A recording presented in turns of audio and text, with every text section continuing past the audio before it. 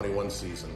Whether you bleed orange and black, whether you bleed red and black, whether you bleed blue and white, whether you bleed burgundy and gold, Nights in Northeast Ohio are best spent watching high school football. enjoy the show. can I get some Omahas, Mike?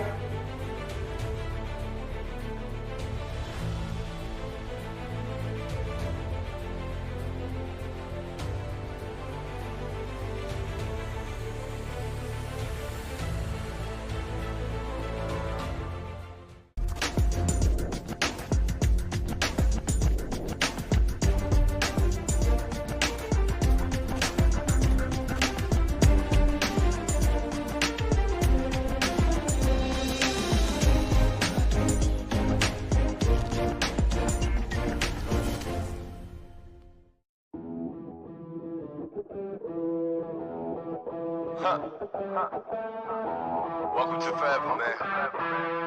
Let's go. Come on.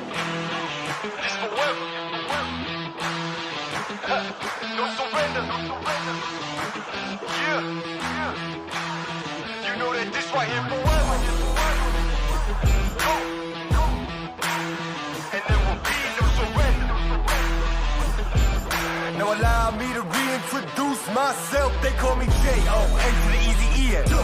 Know that we undefeated. Y'all are beneath them speeches trying to air a grievance. But his lines are overhead. Better check the air for clearance. Call the tower. This is ours. Clear the heat. The air apparent. Really, I've never been better. Legacy, this is forever. Averaging just under 100 yards a night through the air. Again, they've. And welcome in. It is week 9 of the Audible Call. We got a live shot from Garfield, the G-Men, getting ready to go, and we've already got some game action underway. LeBray and Camel, as they are tackling things up in Trumbull County. I am Mike Ackelson. I am along with my cast of characters, Anthony Hartwig. Hello, Anthony. Hello, Mike. How we doing? This is week 9. I can't believe it. We got 2 more weeks of Audible Call. Where did this go? Eric's here. He's riding shotgun. He'll have all the video flips for us. We got Ryder and Chase in the house, and our MVP, and I'm going to name him right now, is Brian. He goes through heck getting everything up and ready to go each week. But Brian, he is here rocking the house with us again tonight as always. So I'm giving him my MVP. So that's how we start things. We are brought to you by the WRS Wealth Advisors. We have 27 games that we're going to be getting to. And we'll focus on some more than other. If they become lopsided, Anthony, you like to tell them where we're going to go if they're lopsided. You go right to ysnlive.com/live. And you can pick your game. You can stick with your game, and we will work it from that. But we've got some interesting matchups coming up for you this evening. Some games that have teams that are playoff implications, league implications. I mean, this is where it gets down to the nitty-gritty. You think back to week 2, and you're like, ooh, we're 1-1. But all of a sudden, you reel off 6 straight wins, and things are sitting pretty for some teams. We're watching 2 big ones in the EOAC, United and Valley Christian, as well as Lisbon and Southern. Those 3 teams, Lisbon, Southern, United, all tied at the top with a 4-run record in the conference right now. So whoever wins that Lisbon and Southern game is going to have a leg up, and then United trying to keep pace with them with a win at Valley. Yeah, and we got some other interesting games. I'm expecting a lot of offense there. Yeah, and every time we expect some team to be able to catch up with West Branch, they just turn out not to be able to. Yeah. And quite frankly, this is kind of funny. I just looked up because we have the game on here and we monitor. Carrollton decided to give the ball to West Branch to start off. That might be That's a bold strategy, Cotton. Not a good strategy. And then we've got a great rivalry game. It used to always be played week 10, but Fitch, Boardman, it's just rivalry. Throw out the records. They don't mean anything when it comes down to a rivalry game like that. God bless you, my son. Thank you. He's coughing on me. You all right? I'm good. You were so excited about that rivalry game. Led to sneezing. We got some old school rivalries. How about Cheney Ursuline also going down? That's a old school Youngstown rivalry there. East Cardinal Mooney. Here we go. Oh, Mike. Oh, baby. How about that? Right on the Audible Call. We started off with a touchdown. Now, I can't tell who's who because they're both black and gold. I know one's wearing black, one's wearing white. That's Garrettsville Garfield. That surprises me because that was a long pass, and Garrettsville Garfield obviously known for their running attack. The G-Men starting things up, and I know we're going to make a quick switch over to LeBray. They are inside the red zone, and as always, we like to hear lots of Omahas here, guys, as we get everything moving. So we're going to let our business be done by our announcers. You and I will come on. We'll pop on throughout the evening, but we've got a great host of announcers, so we are going to head up to LaBrea. We got Nate DeCross and Quinn Pushkar on the call there. Let's pick them up, and we'll be back with you in a little bit here on the Audible Call. It's a valid attempt. I don't know what y'all are going to get out of me today. Quinn doesn't either. I'm giving my best effort. Rough day at the DeCross life. Going to be Kenny Yoho now at quarterback. Man in motion is Devin Derry. And it's going to be a give to Derry, and he's going to go back about a yard. Tackle made there by number 77, big man Jordan Gore, busting through the line from his nose tackle position. Senior Gore. That it is. Is that the first time we've seen them under center, Quinn? I think it is. Yes, it is. New quarterback, too, and they're Kenny Yoho. Maybe he's the only one who can go under center. Maybe. I don't know. Normally, you know, Jay McGarry is usually the running back for the Vikings, so potentially it could be just keep him in shotgun, kind of get that same Back distance. under center. Here's another handoff inside. And Going that was nowhere. Nowhere. That's Kozurinsky and Gore I couldn't both tell who that was. making I was the trying to tackle get a there. number. Oh, yeah. But yeah, I mean, just shot a gap, and as soon as the ball handler, or as soon as that exchange happened, hit the ball carrier early. So to bring up fourth down now for the Vikings. 2 yards to go. Ball on the 22. And another handoff here, and this time he spins his way in for the touchdown. So Weiss gets on the board first here. Only keeping them to a gain of 3. Yep. Another whistle. 2nd and 7, but let's see what's going on. The refs, too soon to have any team with a penalty, but let's see what they're going to do here. Bush and Witherow are joining Clancy on the right side, but now they're going to make Witherow leave the game, maybe an equipment issue. He's kind of pointing to his knee brace, it looks like. So Witherow will leave the game. Maybe his uniform pants need to be over that brace. Yeah, that's what they're saying. Going to be under center They're again. gonna Quarterback go sneak. here. No. Oh, no, they did Derry pull has and hand it. I He think is they're going to pick up the first. And he's got more, Quinn. Take my horse to the Old Town Road, Quinn. Vikings. Surjanovic, 2nd and 6, gets the ball, hands it to Pruitt. Again, Pruitt makes a cut to the left over the left side B gap, really, and picks up another 3 or 4 yards. Let's see where it's marked. I'm not sure why Graham had to come out of the game in that situation. Yeah. I mean, clearly his pants are over his knees. Tyrell Watkins makes the tackle for the Tigers. Now Hartley enters the game as Spencer Pruitt comes out. It's 3rd and 3. And Kean will line up to the left side of Surjanovic. Breger in close. Triplets all in close on the right. Now 2 of them moving left, Bush and Witherow. And the snap goes to Surjanovic, who hands it to Hartley, who busts over the left side of the field down to the 15-yard line. And it's senior J.D. Mimo back out there at the wide receiver. Cole Fulton running out to the side. He has some room again. Run. They could not bring him down, but they got him out of bounds. Here at the bottom of your screen, Justin Phillips running back to the right of Miller. Going to bring the tight end of the motion right. It's going to be a quarterback keeper. He's got Phillips as a lead blocker, and Miller's going to walk into the end zone for a Badger touchdown. Connor takes the snap. Hand off to Fulton again. He bounces around in the backfield. Didn't look like he can go anywhere. Gets tackled up. Good defensive stop. Defended well there by the Lakeview Bulldogs. Lakeview Bulldogs with a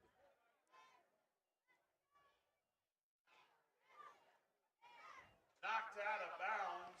So this drive has lasted since the word go.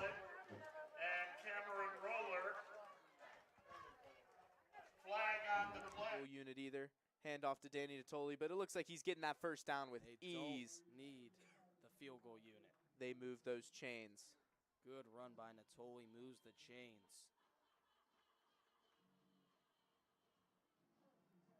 Good opening drive for Poland. Poland is moving.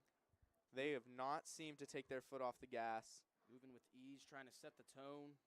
They are looking to score early here.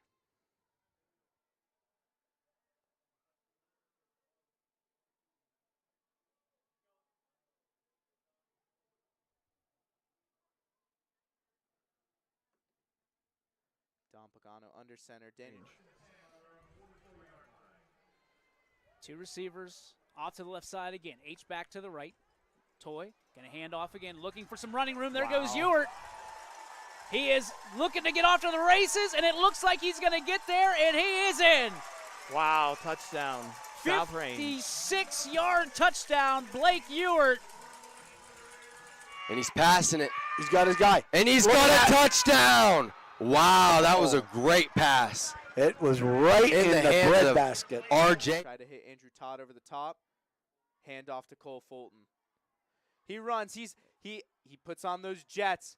He dives for the pylon and Poland touchdown. They score early. 6. What a drive for Fulton. Nope, we're going to get 2. We're going to give them 2 on that one. So 2nd and 8 for the Rebels at the G-Men 13-yard line. So both. Give it to Williams. Pounds through the center, gets down inside the 10-yard line. Williams doing a nice job following his block. Getting dot in the eye in the backfield. He's going to take that downhill right up the gut. Field alongside Courtney. 3rd and 9. Courtney calls his own number up the middle. 5, touchdown. I'll put him down to the 8-yard line here. So we got 3rd and 3 here at the 8 for the Rebels. So big 3rd down here. Again, Hawkins got some good size back there. 5'10", 200-pound junior. And checking the play, seeing if they like the defensive alignment, if they want to shift something. G-Men look to be bringing a little heat off the offensive left side. Now they back out of it. And Keegan's sneaking up into that spot now. And I look for Hawkins going right where Deacon. Oh, he's going to go untouched right up the gut. Touchdown, Rebels. Just inside the 10-yard line of Spartan from the right edge. 3 points. Sims still back there. On and pressured in the backfield. Knifing through was Vince Atwood for the Spartans to knock that pass down. Going up the middle, Kurt Stevens reaches for the goal line, but he's well short of it. This Hubbard defense comes up with a massive stop. They had it 2nd and goal from the 1, and Gerard was unable to punch it in. What a backs if they can throw a freshman out there in the first drive of the game. Anthony Ruggles, the junior place kicker, on to attempt the field goal.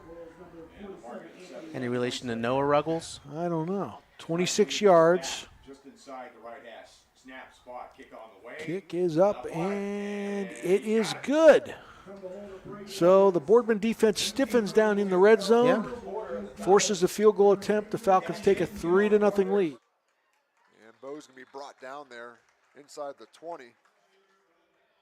And that was Austin Chafin, the senior, on the stop. What do we say? We had Brock, we had Bo, we have Bo now, we had Brock. Now goes over the middle, nice find by Haken, and it's going to be good for a first down gain. And Haken making all the plays big down the stretch. So the Dukes have themselves a 3rd and 17 now with the ball at the 19. Need to get to the 2. Play action, they go over the top. They have a man wide open. That's going to be an easy 6 by number 6. Did he get it? We're waiting. Touchdown! Wow. What a beautiful play. He jumped from the 5-yard line. We got this. This isn't my fault. The window frame's he's gonna be mad that's not on there. But the window. On the delayed handoff, Anderson tries to get it up the middle. Lowville saying they have it, and they do. It's a fumbled ball, and the Rockets recover inside the 10-yard line. Big time mistake that fans the flames of the Waterloo offense. That was Sell back in the backfield here. Geddes is going to hand this out to Summer. Deacon around the right side. Give big cut back there by Deacon across the 40. Deacon's going to go down to the, looks like 41-yard line here. Udasu. Oh, and it's a fake. We got Henning rolling out, and it's good. Alec Abrams for the 2-point conversion makes your score 14-0. Western Reserve. The same numbers here in the secondary. Fires the ball, and wide open is Witherow in the end zone. no, they're going to say he's down at the 1. Good ball right there by Sergenovic. And they're going to call a block in the back at the 40-yard line, but Deacon is able to get it inside Crestview territory, and we got some extracurriculars. We got a lot of extracurriculars right now, so we'll get this thing squared away. He's done. That's the first time tonight that Liam's been up under center, and the exchange definitely was not perfect. But Liam was able to fall on the ball. It'll be 2nd and goal for the Clippers from the 1, maybe the 2 now. Let's see where it's marked now. It's still on the 1. O'Brien under center, and they're going to blow this one dead. Timeout called by East. And Easton Bush off right guard. Touchdown, Clippers. left to go here in the first quarter. East leads 6-0, but Mooney's knocking on the door. We would like to give 4th and inches when we come. Pressure and it stops them in their tracks. I mean, to be honest, like we said all season, Urson doesn't really have to send a lot of pressure. You can watch Jones kind of sitting at receiver. They're having him block, and he lays a block, a good block, and throwing the ball away. Man. And Galloway with the hit on the quarterback after the throw, and good hit from Galloway, and Galt had nothing. It had Frangos coming off the edge.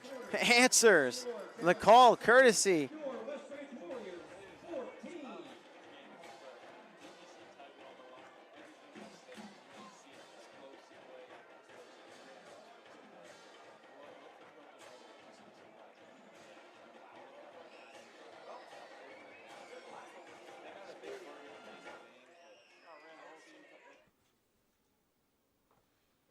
Quick little pass to Farrell. Hangs onto it this time.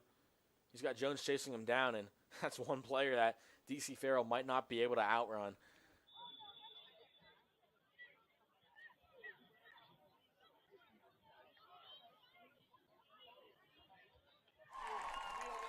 Touchdown, G-Men.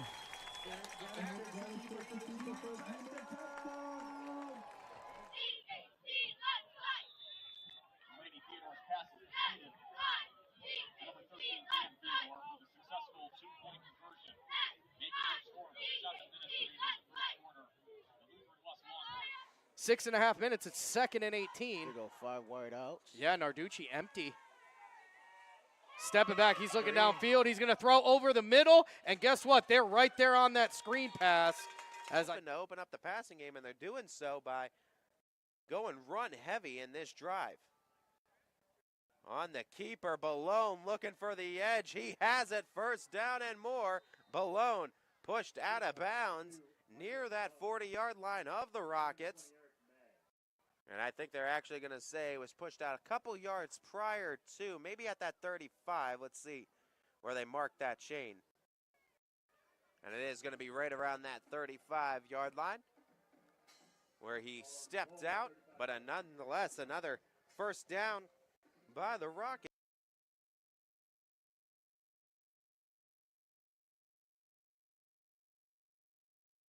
And Balone, the quarterback, with the keeper.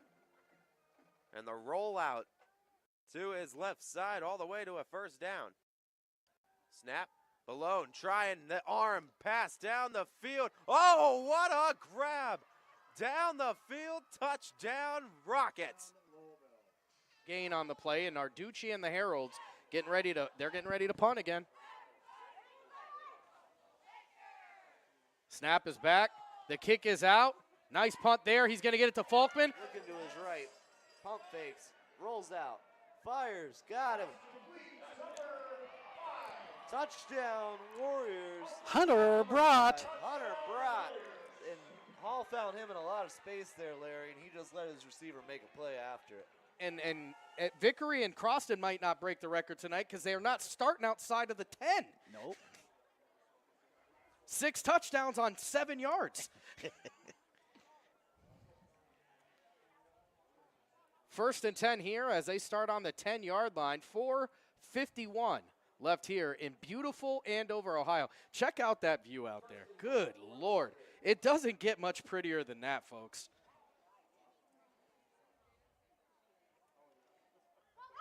And that's Ty Vickery with a 4-yard touchdown. St. Field with English and Hawkins. Barking out, trying to get the G-men to jump. So doing some adjustment here to the play. Going to be Hawkins going around the right side. He's got some room to run. He does not get too far, only 2 yards on that. Looked like he could have made a little cut and got a little bit more, but we're going to give him 4 on that actually. So we're going to give him 4. And Vickery stays up. Did he stop I him? think, did they stop him? Yeah. That's the first one. So for the first time in 3 weeks, PV is going to get only 6 points. Hey, it's Friday the 13th. You got to start.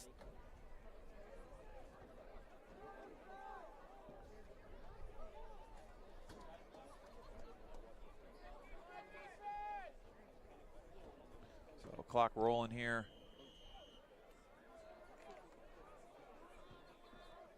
We're under 6 minutes to go here in the opening quarter.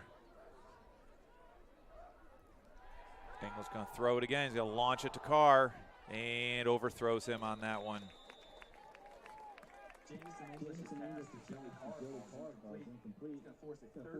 So 3rd and 6 now.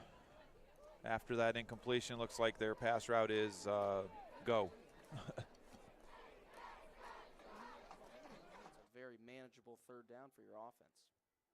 The offense has just been putting themselves in good positions this whole first quarter. Pagano under center once again. Verone in motion. Handoff to Fulton once again, going right up the middle. He trucks over some Lakeview players. Some of them Might have had them in stood flags out on one play, to be because honest they with went you. as high as the stadium lights.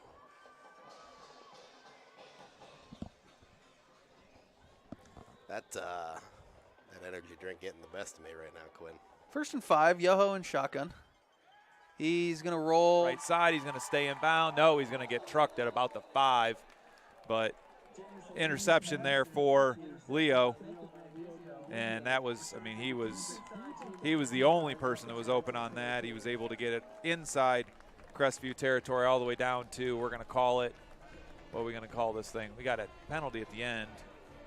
We'll call this a 7-yard line maybe.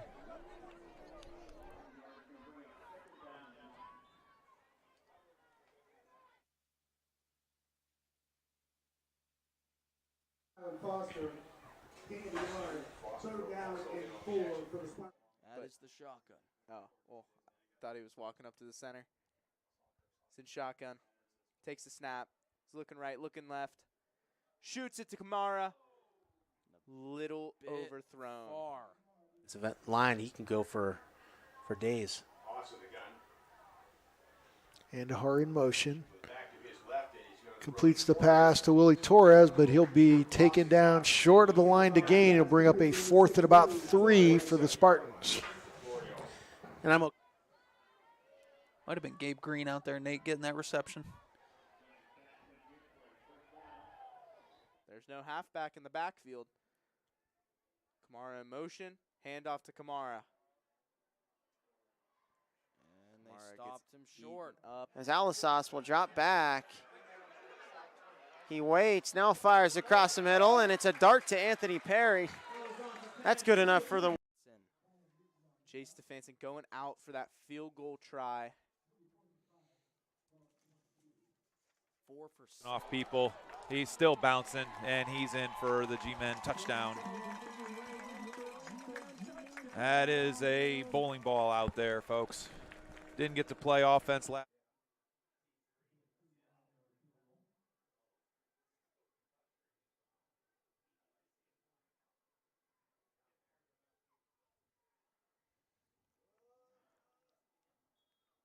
And it is no good. Come I got something warming up. I got the ovens preheating. We'll see how things break here. Give you my weekly Lisbon update, Nate. Lights went out at Southern, so they're on a delay. Oh, that's They're that's afraid. kind of what I was alluding to. I think they are afraid. Handoff goes to Derry. He's going to get wrapped up, taken down by Kozurinsky at the line of scrimmage again. You can see the sideline here looking for a face mask call, and I think they're probably right. It certainly. Ball takes it across for a touchdown. Aiden Page in the end zone. That for a was Gardner Aiden Mooney Page that time. touchdown. He is a junior. Hackwater fakes the give, wants the slant, and Matthew Cheney comes up with it for the score. Alex Hackwater from 8 yards out finds Matthew Cheney over the middle. A little slant route for the touchdown. Exactly what we were talking about, Jamie. Really, when the Eagles go with play action, it works very well.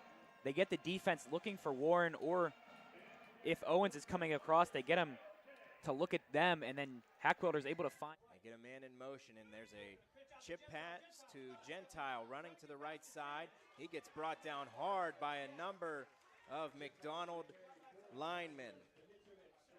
He's brought down hard. He gets up quickly, though. And really no loss in step there. He was quick off of it, and he's going to get subbed out right now. Casey Kosek going to come back in. But showing his speed, getting to that outside, just a good open field tackle by McDonald. And a good job pursuing the ball carrier there. And that's good. Pass and the drop back very deep. Coach Kappas is empty in the playbook.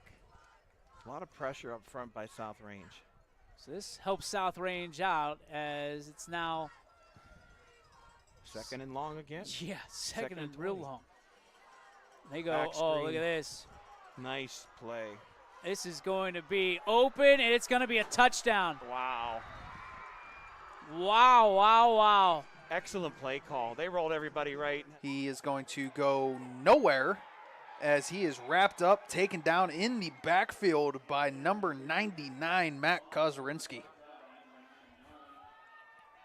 Quinn, maybe a little ill. Backfield, they get him in motion. And Rourke rolling to his left. There he goes, up the middle, and he is in. 11-yard touchdown by the Tigers. Colton Rourke runs it in. Nice job there. Colton Rourke taking advantage of wide open McDonald territory. Makes it 7-6. The extra point to be attempted by Goforth. Pressure's coming here from the Badgers. Ball is caught over the top by Bobby Rogers. But Sammy Goforth pays the ultimate price. And we're going to go to quick commercial break as there is a injured Mustang on the play. 21 News delivers the... We'll be right back after a word from our friends. Line, good pass there by Geddes. It wasn't who he wanted, but he took the next open person.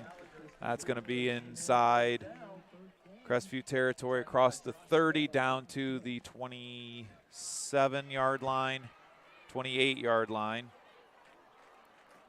So 1st and 10 for the G-men after that completion from Geddes to Gallagher.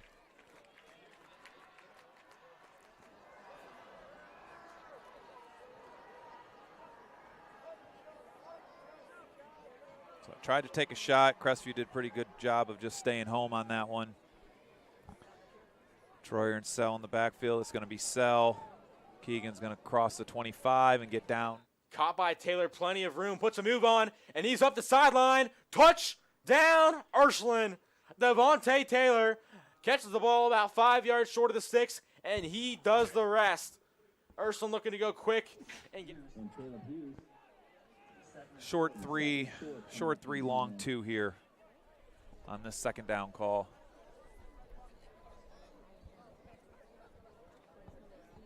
Now to start this second quarter. Ogilvy alongside Courtney. Handoff goes to Ogilvy, takes a tackler with him, spins at the 10, and he's brought down at the 9-yard line. Good hard run by Ogilvy on first down.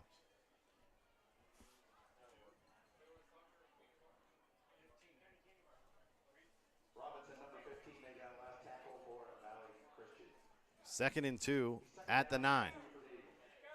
There to Herb. Huge hole up the middle. He's going to score. Touchdown, Mineral Ridge. Courtney turns, gives. That's Ogilvy up the gut. Brings tacklers with him toward the goal line, and he's denied, pushed back at the 2-yard line, where the Eagles will have it 1st and goal.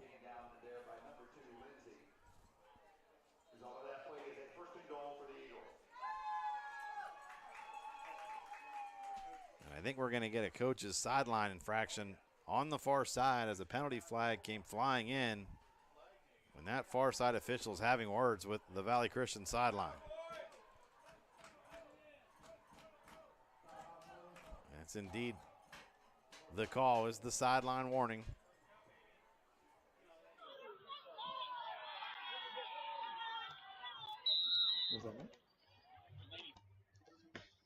And we're back here on the Audible Call. Going out to Orange, we don't have any announcers there tonight, and it's not been going their way so far, Anthony. It's been pretty much all Lutheran West in this one. They're up 14-0, and they're driving again as they set up shop here at the 31. We're going to stay with them for a few minutes. Can tell you lots of good action going on around the Valley. Garfield having their way with Crestview. They're up 27-7. Berkshire over Grand Valley, 21-0 right now. But as we stick here, this Lutheran West team's pretty good, Anthony. They're back. Look at this. He was so open. He was in a different time zone. He had enough time to take out his cell phone, call his mama, and say, hey, watch this for a minute. He ordered DoorDash. That's how quick that one was. Reservations for 6, and right there another flip, and that is Teddy? Yep. Yeah, get Teddy? those arms up in the air, and just like that, unite it. Nope, down at the half. Oh, down at the half. I thought the arms were up. Come on. They were going back and forth, Mike. They weren't straight up. I have old eyes, Anthony. Don't make fun of me. I would dream of it, Mike. That's okay. Wouldn't dream of it. We're all good. So they're knocking on the door. That West Branch game, a shootout, 14-7 already. We thought it might be. Yeah. How about There it Middle is. Ridge putting together a pretty good game so far? against You know they scored Western now Reserve? because the sirens and everything. Yep, that'll give it away. Middle Ridge, West Reserve, pretty good game. We like that one. So Springfield still in a battle with McDonald. yeah, Last time I checked. 7-7. So in the second quarter, Fitch up 10-0 on Boardman. So we like what's going on there. And Ridge got back in that game with a touchdown, but Western Reserve's offense looking to answer and get back that 2-touchdown cushion. So that's what we like here on the Audible Call. We're going to head to our next game, pick up our announcers. We are brought to you by the WRS Wealth Advisors. We'll be back with you. I'll talk a little bit longer with Anthony the next time we're on the air.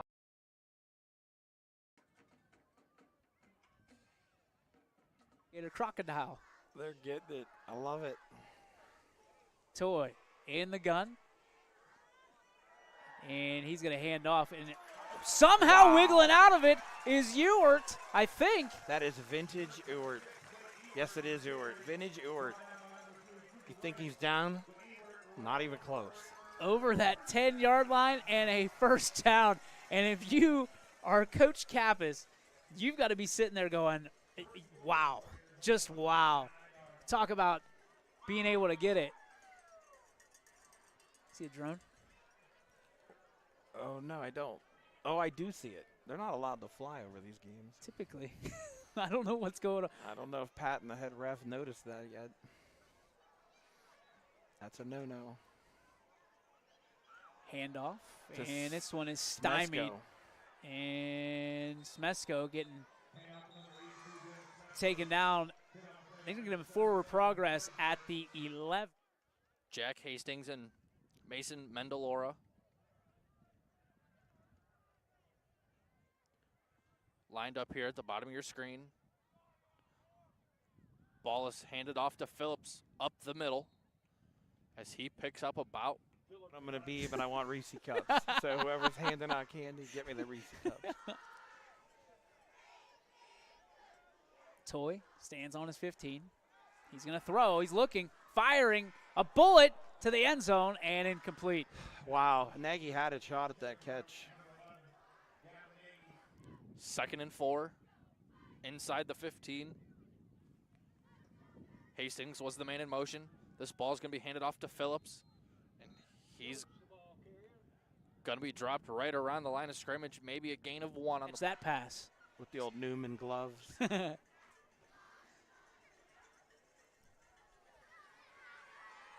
Clock down at 8:37 here. Second quarter, DJ Oakley, Chuck Colucci with you. Trips right for the Raiders here on 3rd and goal. Probably, I would assume, 4-down territory. Fires. And incomplete again. And now it's decision time for the Raiders on 4th and goal. That ball was a little high to tight end Kraus. And they're going to send out the special. Nothing. Maybe 1 at the most. They'll say a gain of 1. Less than 7 minutes to play here in the opening half, and this Girard offense is once more knocking on Hubbard's door. Conahey will look to the sideline for that play call, something Girard has done for years now. 5 seconds left on the play clock. Girard gets set, snap off, fake the give, screen to the near side, and ripping through to bat that one away was Matthew Cheney. Finally, Cheney came down. He was guarding in the flats that time. His man right over top of him, running the bubble screen, so Cheney settled out for it. Huge pass breakup, but it'll bring up 3rd down and 9. But we've already seen this Girard team not afraid to go for it on 4th down. And not sure what the kicking situation is. 2nd and 1 now, ball at the 11-yard line. They're hitting the quick hitters now. Yep. Just picking them apart. 2 receivers on each side of the formation here. Right. Fakes it to Haney, keeps himself right up the middle. Going to get across, and he's in for the touchdown. So from 12 yards, 11 yards out. Gets down to what, the 5? Yeah. Yeah, so he made about half of what he needed to. Jace Conway there on that tackle. Another out pattern. That looks like Hendershot makes the catch at the 5 or the 15 and gets it down to about the 11. 1 touchdown might feel like it opens the floodgates. Speed option, pitch to Lynch. He cuts it back inside, makes a man miss. He's fighting for the end zone. And his line can't give him that extra push at the end, although he gets down to about the 2. And it's going to set them up a nice for 2nd down and goal. And just sniffing the end zone.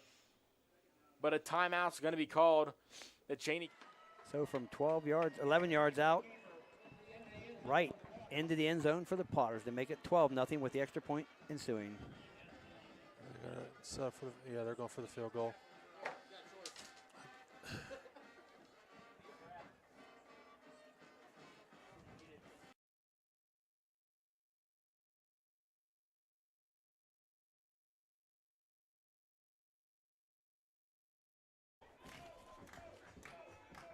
Courtney keeps it himself, and he's met immediately in the backfield. Good play right there by Coward. He didn't buy the fake at all. Kept with Courtney. And maybe the biggest play on defense thus far for Valley.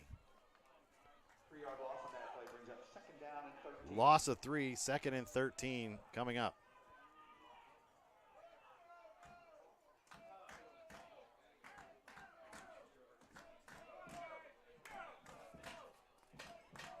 That's Striefler, the near side receiver.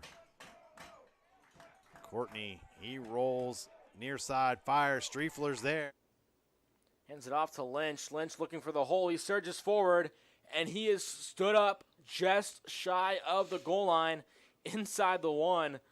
And it's now 3rd down and goal from the half-yard line. You don't see Ursuline going up for the QB sneak, so they're just going to try pounding this one in. Giving to Lynch again. Lynch stopped again, loses yardage, back to the 2. 4th down and 2 now. And Ursuline's going to... You see Jack trying to tell him to go. Yeah. Same play. We can pound this in, but maybe Coach DeSantis wants to dial up something different than a run up the middle, and they've stopped him twice now. I see Dunlow getting the ball on this play. And they'll see what they do. Or even Jack. Swinging out Christian. Power for Erickson, and Erickson scampers into the end zone, and that's an Ursuline Irish touchdown. Jack Erickson. That time Songer unable to make Bengala miss. Now 3rd and long for the Eagles. 3rd down and 6, they'll say. They check Owens out, bring Daniels in. Out wide will be Cheney and Songer, but prior to the play, Coach Hoffman going to burn a timeout with 3:57 left in the opening half. We'll be right back. Don't go anywhere. More NEA Conference football when we return. Yeah, we getting all fired up, getting ready for the players when they line up. Think it's time we go. Getting ready to take the snap. Gets it. He fakes the throw and then makes the throw. Intercepted in the end zone. That one by Andrew Miller. The legend is true. And that's the 2nd interception. That one just won't count against him. Right. So 2-point conversion, no good there. Sam Torres, Ray Torado, it's 36-0. We'll be right back. What can you do on over 5,000 acres? It's going to matter. A flag comes in as Severs was trying to push that play outside the numbers. The flag is right at the 21, which is a yard into the offensive backfield, and you got to imagine that this may be holding against the local Beavers. 20 seconds even left to play here in the first quarter.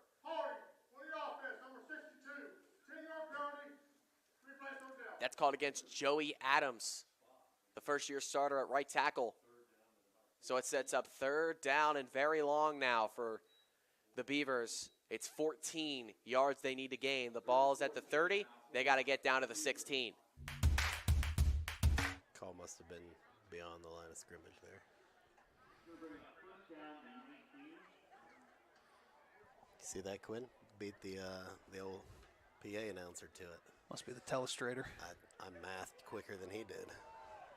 7-7, Springfield McDonald tied in the second quarter. There's in the other tier of the MVAC, there was a couple decent games, I think, tonight. And should be competitive. Wide open on the screen pass over here. He's got McGarry. blockers out in front, too. He's got a lot of room. No nary on that one, Quinn. McGarry takes it to the house. That's another touchdown for the Vikings. 16-0 with the extra point pending. The Beavers are going to have to run another play before the end of the first. Again, it's been a long first quarter, at least 40 minutes real time. Klein, straight give here to Purdue. Flag comes in again with 4 seconds left to play in the first quarter. Purdue got down to about the 11-yard line, but I don't think it is going to count. 4, and that's good for a West Branch touchdown.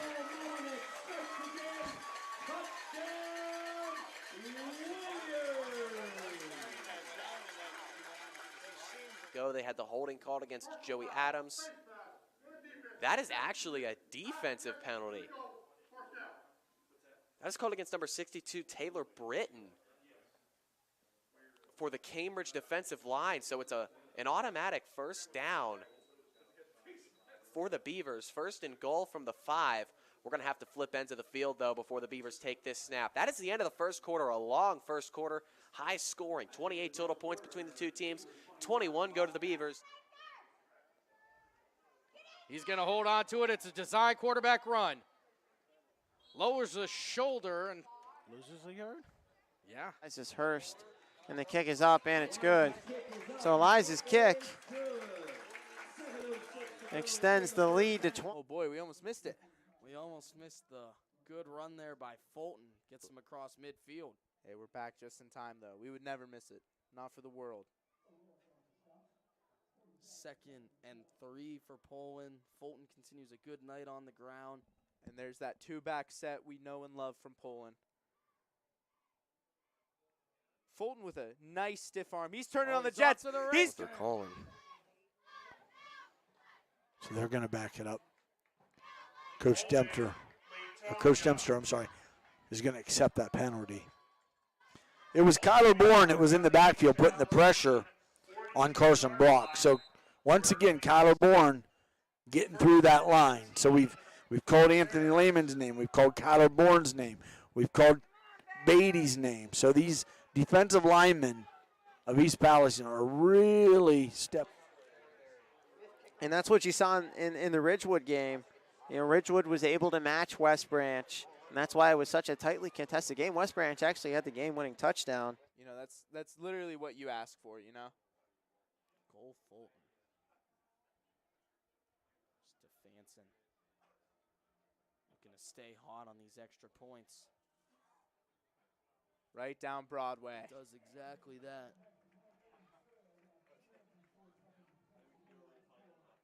And now, after that amazing kick from Jason. It's storm season. I think we're under the gun for some heavy storms over the next couple of hours. And Storm Tracker. I don't think Carrollton touched it. Coach Cooper. Yeah, it's going to be Carrollton football. Yeah. And Coach Cooper. Capping off the drive. Usually we see Klein sneak that one, but he wanted to turn and give it to his junior running back to finish that one off. And indeed he does. Third rushing touchdown of the season for Tyler Purdue, and Mays on to try to make it a 21-point game.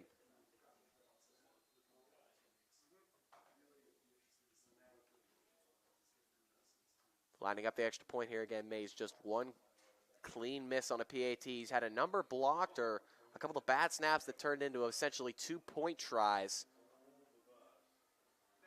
That kick was good, but the officials are going to talk about that last play. There may be a penalty. There is a penalty. Couldn't quite see the flag from up here, but now we saw the official pick it up. Both teams are turning to their sideline. Here comes the call. That's going to be a quick hit out to.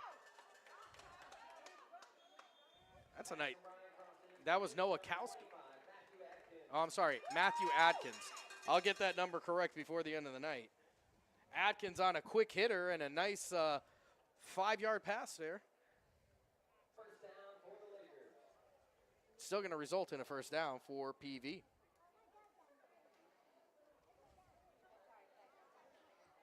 "42-yard line here.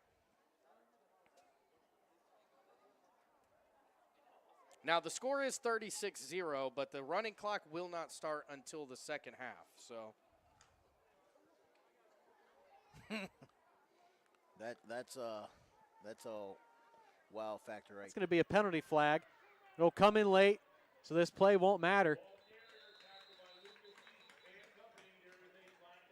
So some more dirty laundry out there. It's going to be an illegal shift. They had 2 guys coming in motion. So moving back 5 more yards, it'll still be first and goal. But don't forget, folks, they already picked up what was second down and 31. Definitely doesn't seem to me that you can really stop Girard whatsoever, even if you back the field. You're going to call the line. I'm not doing it. I know. You dropped away from that. You already dropped out of that. You tapped out on that.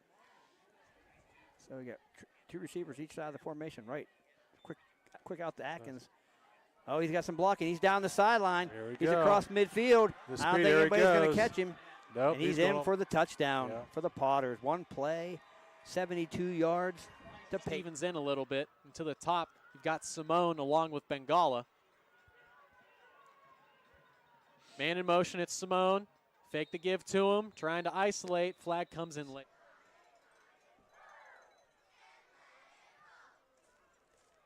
Extra protector in. Burek looks right, takes it himself, and taken down pretty quickly. Owen Burek taken down at the 9. It's Dylan Smesko on the tackle. Louisville has been very productive on the outside. That play there, that fake and up the middle didn't work. It closed down very quick on Burek. Looked for them to take it outside. So here we go. 3rd and goal. Trips to the left. Options for Burek everywhere. Looks left. Fires. Passes caught at about the 5. 3-yard line, they're going to mark it. 3 or 4. Yeah, the near one has the 4. The other one has the 3. So they're going to have to cut the difference here. And now you got 4th down. Yeah. What do you do if you're... Good point. Henning rolls left and tackled up at back the line. Clock's rolling. 1:50 remaining All right, I'm starting to get a deep understanding of Yeagley ball.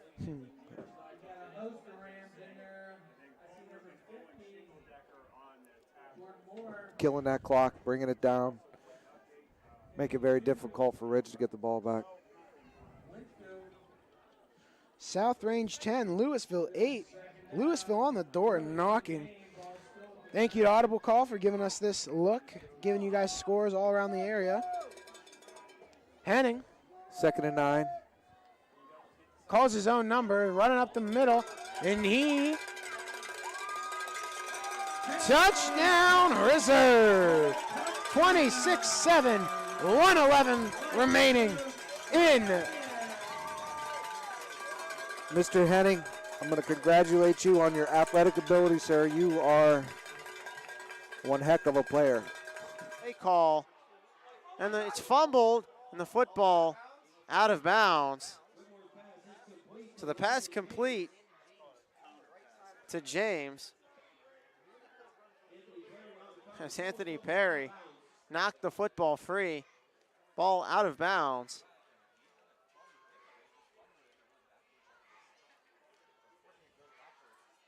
As that only a gain of 4 yards, so again landed. Motion. And they're going to go left side again. To and the freshman tackle. Over it. Tackle eligible. And we got a flag. Yeah, I doubt he reported. So that's going to be interesting. See what they do here. This is a big call in this game. This is going to be an offensive penalty, and it's going to be declined by the Raiders. Turnover on downs. Burek threw it. Illegal touching. Yeah. Number And it's- 72 was not his intended target. I don't know where his target was. There was no one out there. So that becomes interesting. Right, looking to throw, finally does, and it is knocked down by Richie Dowling.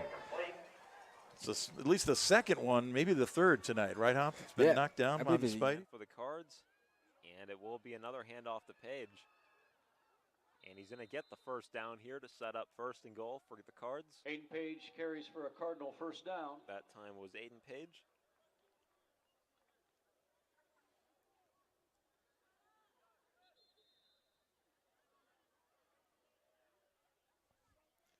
Now 5:50 left to go here in the.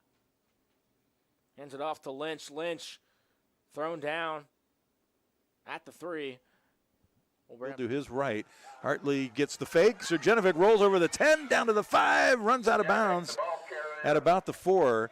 Liam not taking any extra hits tonight, Hop. I think he's either not, maybe there's a slight injury, or he was just told do not take the hits, get out of bounds, because he's run out of bounds more tonight than he has, I think, all year. Fast as this season flown by. Ball will snap, and Erickson just picks it up, and he is going to be gobbled up at the 10-yard line. Sure. Parker Bush with the ball just rolls forward, and he is, where is he? Is he in the end zone? Nobody's signaling yet, but Parker Bush seems to think he's in. Nope.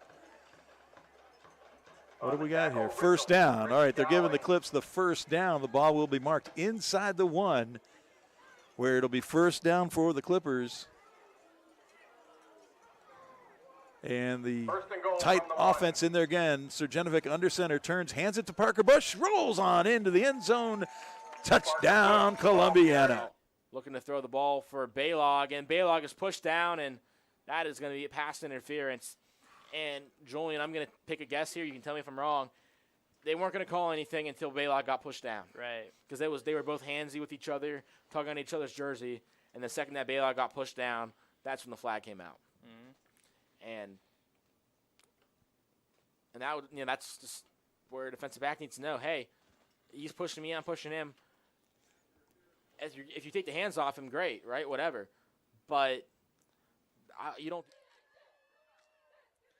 And play action here. O'Brien rolling out to his right, tossing it to the end zone. This one's going to be caught for a touchdown. That time it was Matt Kay. O'Brien's pass to Matt Kay, complete for a Cardinal Mooney touchdown. That's O'Brien's second passing touchdown tonight. And that's going to make it a 20-12 game now.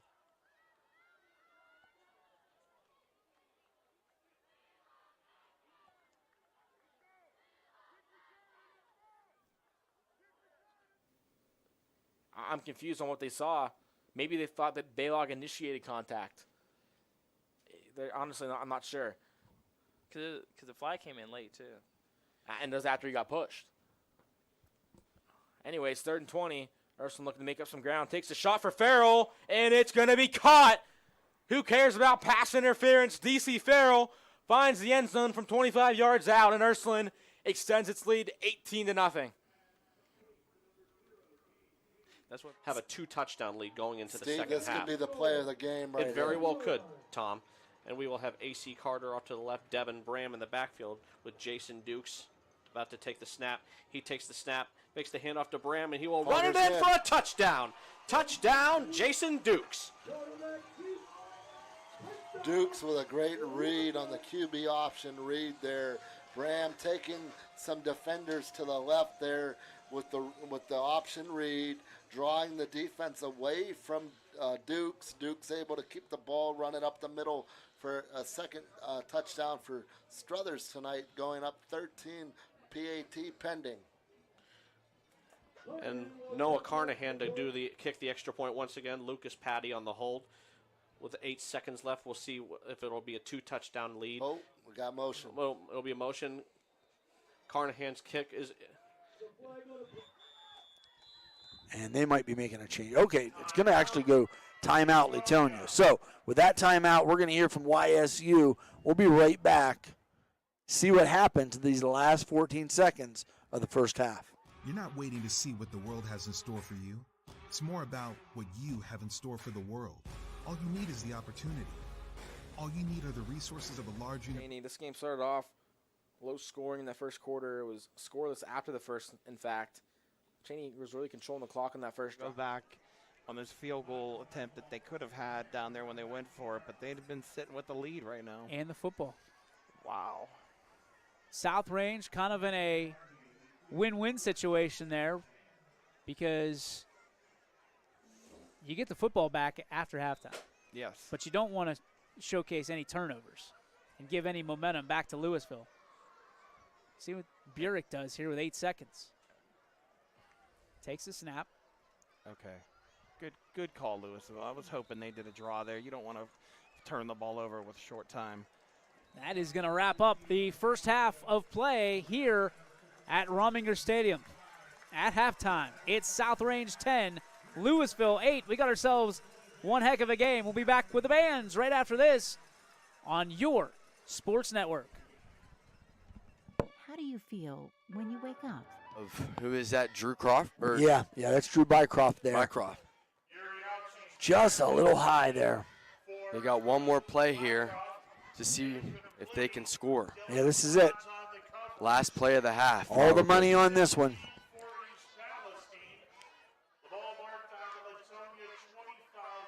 Last play for the Dogs if they don't get the first down here. Uriauchi in the shotgun. Got Jesse Lip. He's looking to pass, and he does. Oh! And it's Great broken play. up. So that's going to be a turnover on downs. Yeah, that was a great play. That was Finley that came over. And broke that up. Knocked the ball out. Yeah, Noah McKay was open there, but great play by Finley. So we saw a great defensive play for East Palestine. Now turnabout fair play.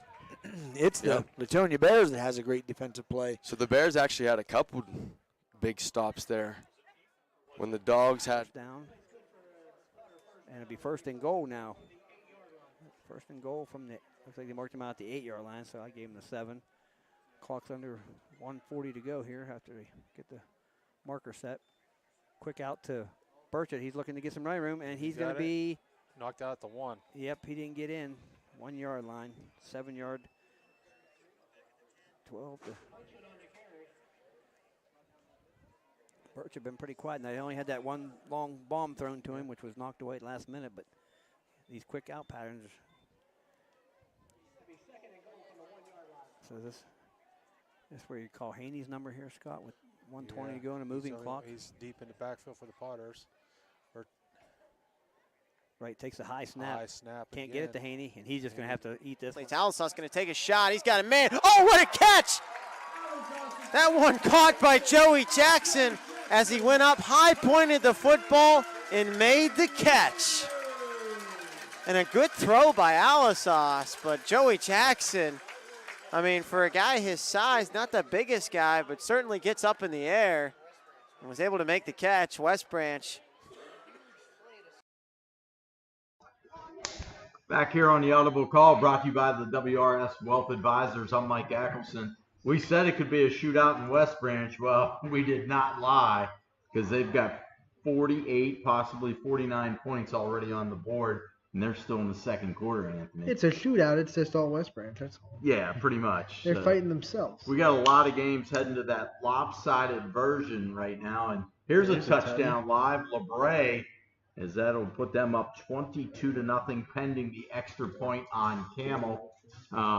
All Fitch against Boardman. They're up 17-0. United leads Valley Christian 14-0 at the half. It is Springfield 14-7 over McDonald. Western Reserve 28-7 over Middle Ridge. As some of these games get lopsided, again, you can go to where? YSNlive.com/live. You will. That's Ogilvie. Courtney over the right side. Bulls his way down to near the 13-yard line. That's going to be a United first down. Clock stops at 14 seconds to go.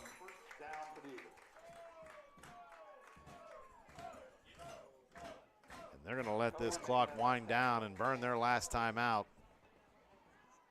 And most certainly line up for a Luke Courtney field goal attempt. There's the timeout with 5 seconds to go before the half.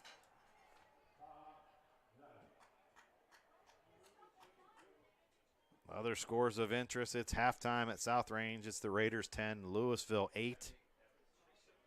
West Branch, they're on top at the half, 28-14 over Carrollton. As the Warriors just keep on rolling this season.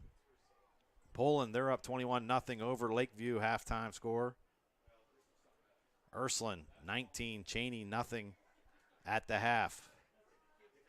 Marlington, 21-0 over Salem at the half. It's Beaver Local 35, Cambridge 7. That's a halftime score. Springfield 14, McDonald 7. Garrettsville, Garfield. The train that just keeps on rolling. They're up 27-7 over Crestview at the half. The game in Salineville delayed due to a lighting problem. Just received word that the lights are on. They're getting ready to kick it off down there between the Indians and the Blue Devils. Courtney, he lines up 22-yard field goal attempt. Correction, that's 32 yards.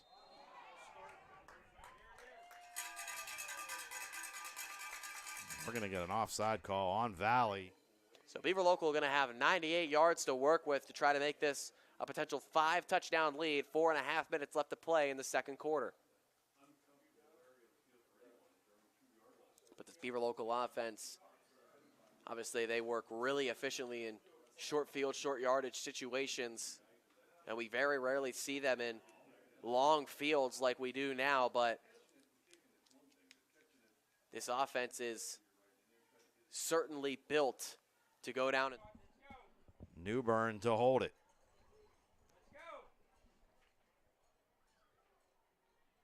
Snap is back, hold is down, kick is up.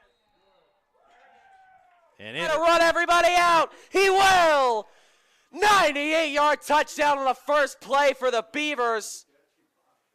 What a way to go down the field. Pinned at the 2-yard line. It takes them one play. Klein to Sievers for 98 yards and a score.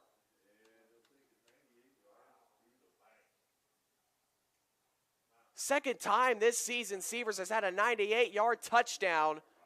Or actually the third time, I should say. One, a special teams 98-yard kickoff return touchdown. He had a 98-yard pick six against Union Local, and now a 98-yard touchdown on a reception here against filled with our very scary seniors. We begin with box, piccata, and fugue in D minor.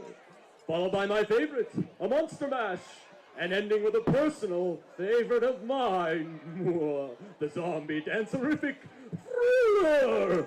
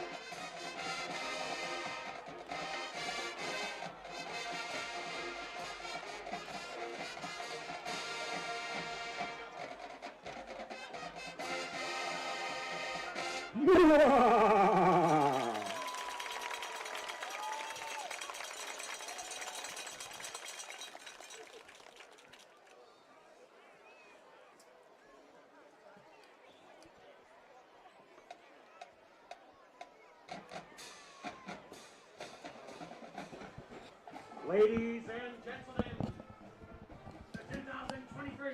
And that was the 2023 Niles Red Dragons Marching Band. We're going to pause and then come back on the other side with the Struthers High School Marching Band here at halftime here at Struthers High School on YSN. Side after an outstanding fake to Kean Hartley. So here we go, Wellsville. Again, Richie Wise, the young freshman at quarterback. You kind of feel for the Tigers playing with, definitely a second-string quarterback. They had the sophomore, Clayton Kersey, who's been their quarterback all season. And Wise hands it to Dowling, and Dowling again just kind of runs to the right and gets tackled by basically the entire left side of the Clipper defense. Cameron Clancy was in on it, Bacon, Jason Martin over there as well as Bryce Evans. So that's going to be a 6-yard loss, it looks like. And it'll be 2nd and 16 for the Tigers. Would just like to see Wellsville try to cut the ball up a little more. I mean, they're just running. Listen, there's no yards gained horizontally here. No. You've got to get north and south and put the shoulder down. It's better to lose 2 than it is to lose 6. Yeah, and that's kind of what they're doing on those sweeps. They're not running them effectively. So 2nd and 16, Wise is going to look and pass. He's going over the middle. He has a man there, and that's interference on Sergenovic. No question about that. Santiago had a step on Liam. Oh, he had him toasted. He did. He put him in the blender. And Liam grabbed him, and you could see that one a mile away as the official did flags. Two flags on the field. Yeah, I think it should just be a hold is all it's going to be. No pass interference. So. Yeah, but that'll be It's going to be an automatic first down. And let's see, as they count it off, they're going to spot it at the 30. Let's see, 29. The official looks to see what's up to try to figure it out. But at any rate, positive yardage for the Tigers. And really, that's what they ought to do the rest of the game. Take a shot, put it out there, because the running game is not going to work. I mean, there's got to be some speed matchups here for Wellsville that they can look to kind of go after in the second half. I mean, yeah, last week when Wellsville lost to United 48-0, they had 70 passing yards, 0 rushing yards in the game, 70 total yards offensively. And they got to be close to the 0 number tonight. They have not had an opportunity to have any real effective offensive, sustained offensive drive at all. So Wise at quarterback, he sends Watkins out to the left, Williams to the right, and the fake to Santiago. Wise keeps the ball, but he is tackled by a bunch of Clippers at about the 29-yard line. So nope, at the 25. Let's see where they mark it, the 24. So really he didn't gain any yardage on that at all. It's going to be 3rd and about 6. Bacon in on that tackle for the Clippers. But you could really give it to about 4 or 5 different Clippers because they all had their shot at him. Jason Martin was in on there, Max Conway, Hartley. So 3rd and 6 for the Tigers. Richie Wise will bring him on up, sending Williams wide to the right. You've got Watkins coming over here wide to the left. Santiago in the slot left. And Wise looking to throw. He gets it off, and it's picked off by Surjanovic at the 35. Liam down to the 25, breaks the tackle, 20, 15, 10. Nobody's going to get him. Surjanovic, interception return for a touchdown. 1:22 of the second quarter. Surjanovic with a 35-yard interception return for a touchdown. And the Clips. He's just kind of sitting there lurking, and then Wise gets hit as he goes to throw. Ball's underthrown there a little bit, and Surjanovic is just like, look what I found, one man miss, inside out. See you later, house call. That's what it was, a couple little moves, nice cut, and 6 more for the Clippers. And let's see, the Tigers are trying to get set. They had a player come on the field. That's Sean Ward, the starting quarterback tonight, came onto the field for the extra point attempt. Wellsville just standing there. And the kick through the uprights. Radcliffe, 5 for 5 on extra point attempts tonight.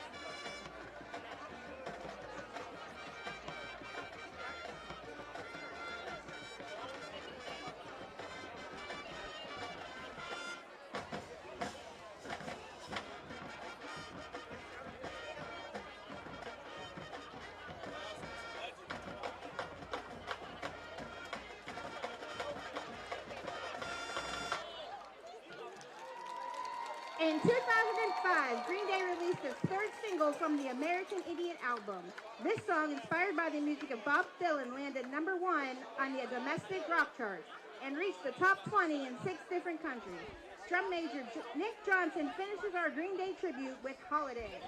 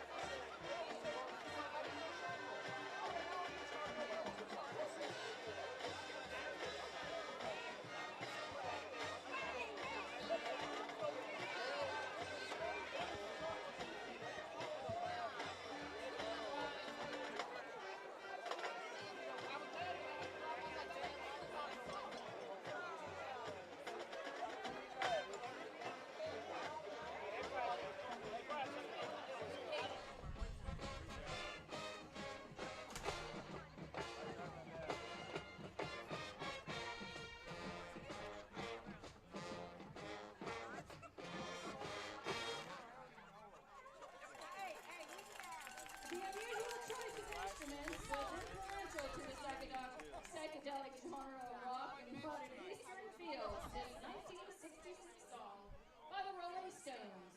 Here's Paint It Black.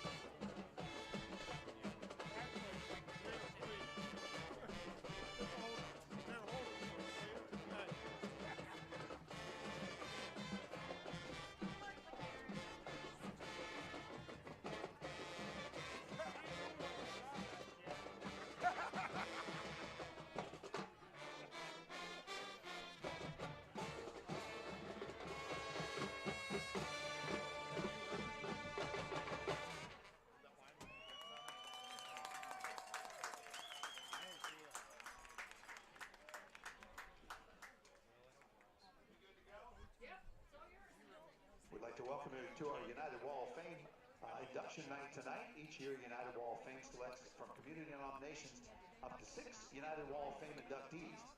There are 6 categories for nominations. They are career academic achievement, athletic accomplishment, cultural performing arts, outstanding service to United, special honorary, and the Golden Eagle Award. This year, the United graduates being inducted into the 2023 Hall of Fame are, they're coming out right in front of us here, in front of the stands right now. Ron Beadle Jr. being inducted for the academic career accomplishment. A 1993 United graduate, Ron attended Malone College, receiving a Bachelor of Arts in Business Administration and also in accounting. Ron has worked as a retail professional for most of his career. He has had retail responsibilities for more than 50,000 employees in over 150 different locations. Ron has received certifications in human resource management, leadership, and employment law. Ron is active in many community organizations. Ron has 2 sons and resides in Findlay, Ohio. Ron was nominated by and will be presented by Lori Joel. Ladies and gentlemen, Mr. Ron Beadle Jr. Our next inductee is Mike Palmer for athletic accomplishments. is a 1995 graduate. He participated in varsity football, lettering all 4 years under the guidance of head coach Mike Ward. His positions included inside and outside linebacker, running back, kick and punt returner, and punter. He was co-captain of the 1994 football team. At the end of the 94 season, Mike was also selected for the Division IV Ohio First Team. Mike was chosen to play in the 1995 Classic Penn Ohio Football Classic, where he won the MVP award. Mike resides in Lisbon, Ohio, with his wife Rachel and son Tyler. He's employed by Columbia Gas. Mike was nominated by Bonnie Palmer Votoff and will be presented by Mr. Mike Ward. And we have to also recognize him because yesterday was his birthday. So happy birthday to Mike Palmer for that. Ladies and gentlemen, Mike Palmer. Our next inductee is Tim Wood, outstanding service to United Local School District. In 1998, United High School graduate, Tim has been a member of the Hanoverton Volunteer Fire Department for 24 years.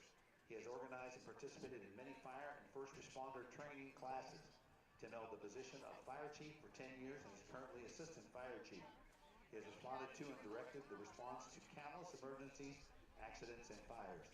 Tim has been a member of the Canal Days Committee, a former Little Eagles coach, and is a member of the United Football Chain Gang. Tim lives in Hanoverton and has been the road supervisor for Hanoverton Township for the past 9 years. He was nominated by Mikey Sorensky and will be presented by his sons Tyler and daughter Hannah. Congratulations, and ladies and gentlemen, presenting Mr. Tim Wood. Our next inductee is Jordan Rass for athletic accomplishments. A member of the 2007 United High School graduating class, Jordan was a 3-year letter winner in varsity football, a 2-year letter winner in track, and back-to-back seasons, 2006 and 7. Jordan played in the 2007 Penn Ohio Football Classic. From 2006 to 2020, Jordan holds the school records for single game receiving. During the senior 2007 track season, Jordan was named to the first team All-TCL upper tier and was a regional qualifier. Jordan attended Waynesburg University, receiving a bachelor's degree in marketing and completed his master's degree in educational leadership. Jordan is the assistant elementary principal at Southern Local Schools. He and his wife Mandy and son Tate live in Salineville. Jordan was nominated by Carol Brown and Mandy Rask. He will be presented by Mandy Rask. Ladies and gentlemen, Mr. Jordan Rask. Our final recipient tonight is Mr. Paul Kluhl, which could not be with us tonight, but he'll be inducted into the Wall of Fame at the ceremony tomorrow night. The Wall of Fame inductees will be honored, of course, at the dinner and the induction program once again tomorrow night at the high school cafeteria. There are many outstanding United graduates who could be on the Wall of Fame, so we'd like you to nominate someone. You can nominate a United grad by finding the information in the nomination form on the United High School website. Once again, congratulations to our 2023 United Wall of Fame inductees. Congratulations.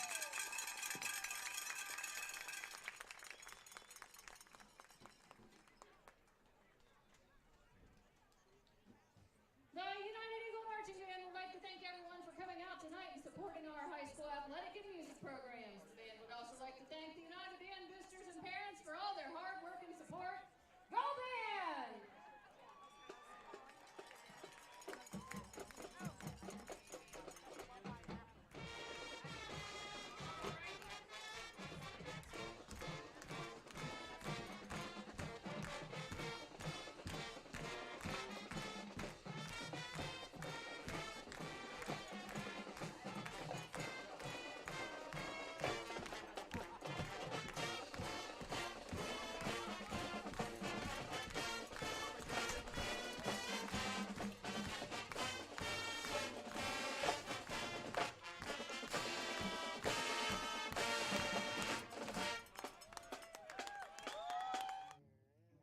Your grandmother's fine china, those trendy sneakers, your collection of hand-carved duck decoys. Auto Owners protects your home. Because, well, somebody should. That's simple human sense.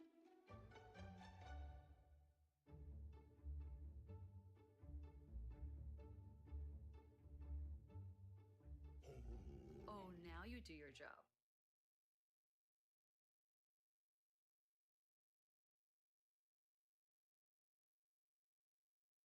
Before the lights come on, before the workday begins, before a long day has ended, or it's time to have fun.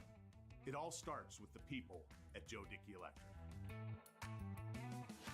From replacing a light fixture in your home to building a substation for your business, no job is too big or too small. The people of Joe Dickey Electric power them all. Joe Dickey Electric, over 60 years of powering the Mahoning Valley. There are 4 members of GoldenStringRadio.org that works for your sports network. Super Dave, Kristen, Scotty, and myself. And if you love our work at Golden String, Isle, and Purple Cat, you are going to love the soon-to-be-open GABA Camp out at Barbara Casey's Ranch in Coatesville Township. It has all the nice, beautiful scenery. There, they had a hard time corralling him to the ground as he got in the secondary there, close out to close to the 40-yard line. Make that about an 18-yard as Budak takes the snap. He hands the ball off to, looks like Gardner. He's brought down at about the 46-yard line for a gain of about 7 on the play. It'll be a 2nd and 3rd from their own 46. Gardner running to the weak side that time, able to make a nice cut, make it 2nd and manageable. There's no secret in the Niles offense. I'd give Gardner 25, 30 touches a game, let him touch the ball, get out in space. And Budak takes the snap. He hands it off to Gardner, and Gardner will be brought down by the Struthers defense down at about they're on 42, 43-yard line. That will result in about a 3-yard loss taken down by Devin Bram once again. It'll be a 3rd down of about 5 or 6. Dodd there, able to get penetration, wasn't the one to make the tackle. That'll make that a 3rd and 5 at their own 44. But really threw a monkey wrench into the play and forced him back to the inside, and then Bram comes in and cleans it up. 3rd and 5. Finley under center, or actually in the shotgun, it looks like. He's going to quarterback keep it and go left. Misses, makes 3 Bulldogs miss before he's finally brought down. He did. I mean, he made a few Bulldogs miss, but he wasn't going to make Shane Richardson miss. Nope. I mean, Shane got a hold of him with 2 hands, kind of right on those shoulders, and he stopped him dead in his tracks. And it wasn't a big gain. Even though he made a couple guys miss, he only made a couple yards at the end of the play. So that brings us to Finley back under center. Handoff right up the middle, number 22 again. Sabula. And that's going to be a gain of, looks like, 2 or 3 again. Yeah, and it was Richardson that come flying in there to make 2nd tackle in a row. Sabula had a hole, but that hole collapsed so fast when Richardson blew in there to stop him. Yeah, Richardson really has a nose for the ball on defense. He's had a great senior season here. That's going to bring up about a 3rd and 4. And Latonia's offense is slowing it down as far as their calls. So they're not rushing. They're getting the play in, making sure everybody knows what's going on. And they're going to have 3 or 4 wideouts to the left. Looking to pass. It's going to be a quarterback keeper. But the Dogs right there to get him. Clean up. 65 for the Dogs. Kyler Bourne there for the tackle. He had, again, a little daylight, and they collapsed in on him right when he was ready to try to cross that 1st down marker, and they stopped him heftily back there. Yeah, I mean, they stopped him before they can get too much, actually. It's 4th and 4 again. So these Bears are obviously going to go for it down in the Bulldogs' territory. I mean, you almost have to if you're when you're this close. Coach Fredericks. Finley in the shotgun, looking to get the Bears or the Dogs to jump off sides. Unsuccessful.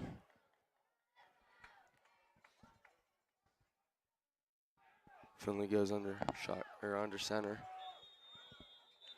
And they're going to call a timeout. So they couldn't get the Dogs to jump. Pretty good discipline. Really didn't have a play there. They must have thought it was worth it. Probably worth it to at least try.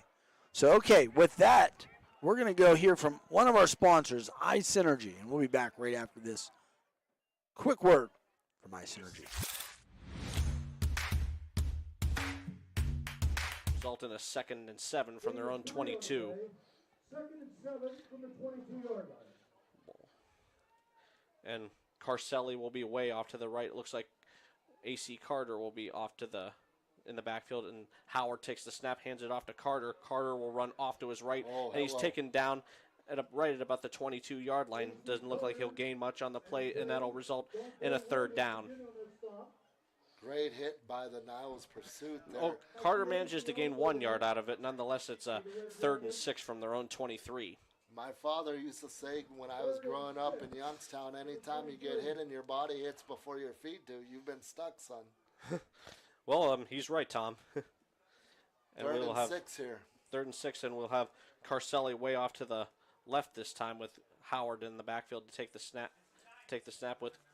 And Carter will hand the ball off to Devin Bram. Bram runs off to his right. He goes to about the 30. And what a stiff arm by Devin Bram as he's brought down at about the 33, 34-yard line, and that'll be a 1st down for the Wildcats.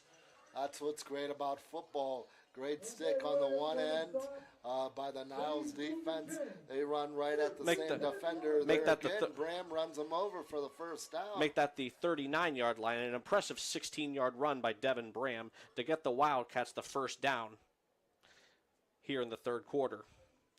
And we'll have Carcelli way off to the left again, Howard to do the quarterback. At that quarterback position. So I don't know if Brock's hurt or if they're just choosing Finley for his running abilities. Well, I mean, they're driving, so it's working for him. Finley under center. Quick play. Look there. Was it a fumble? Quarterback keeper. There was nothing for him to do. It's almost like he dropped it real quick and picked it up. It was really a weird play because they waited and they waited and they waited until you almost thought they were going to get a delay of game. And then when he... Yeah, and then they had to, do something quick. Yeah, it was like he fumbled, but I don't know. So I think he lost a yard. Bad snap or a quick fumble and recovery, but they're really slowing it down as far as the play calls, too. Yeah, not sure that methodology there. All right, so they got Carson Brock back at quarterback. This play. Hands it off to Finley. Takes it out left. Great he's play. going upfield, and he's almost to the touchdown. They're going to calm down. He did make a nice run. We'll have to see Looks what like that there was a flag is. fumble, too. Flag and fumble. I think it's probably going to be holding. Yep. Really, really costly. Man, Holding when on you offense. work that hard and you're running that hard, I mean, it just has got to be frustrating to push you back because that's going to push them back pretty far. Yeah, they can't get another 1st down here. They got to get the touchdown if they want to keep the drive alive. Yeah, they're going to go to 2nd and Make 17 something of it. now. It's a very difficult play for the Bears. And a reprieve for East Palestine because he would have been close to that end zone. So is it 2nd down and goal then? Yep. On the 17? Wow. So now they have tight end, Del Sullivan, shifting left to right wing. 2 wide and right, split to the left. Out of the pistol. Richards again. Fumble. And ball comes loose. Picked up by the Spartans. And the 3 turnovers by Austintown so far tonight is keeping Boardman in the game. And it looks like a little extracurricular flag going on. So there might be another 15 yards on top of that. So there's been 2 interceptions in the first half, and then now we get a fumble by the Falcons. So you're absolutely right. That's what's keeping the Spartans in this ball game. Wait and see what the flag is. Referee Pat Perry will let us know. The fumble was recovered by Boardman. After the play, unsportsmanlike conduct.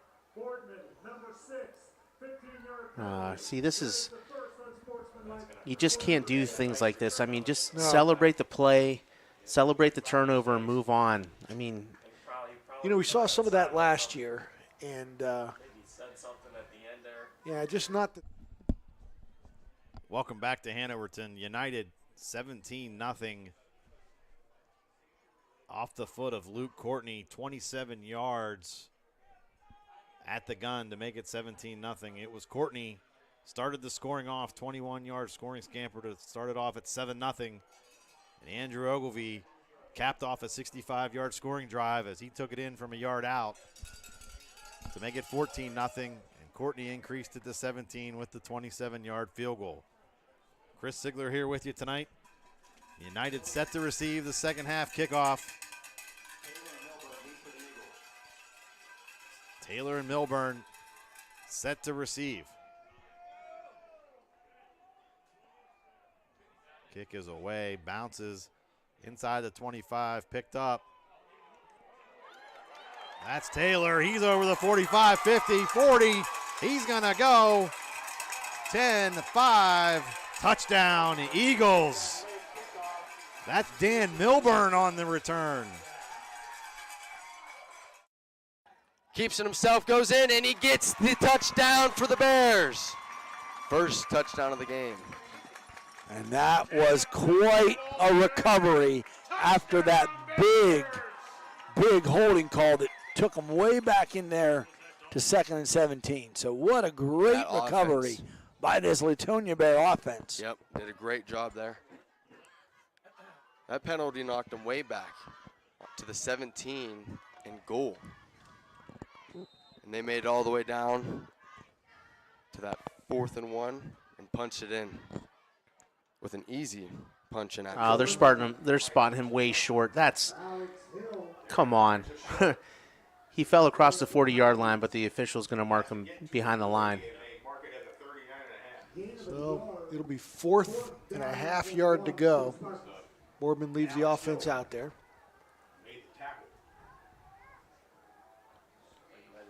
Terrible spot.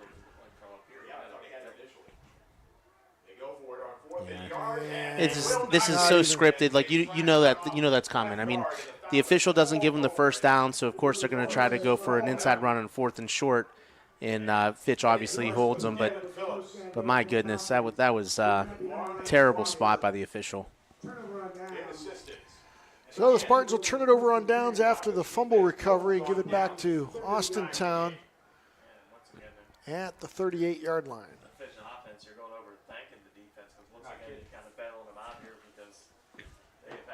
See if Boardman can try to force another turnover here.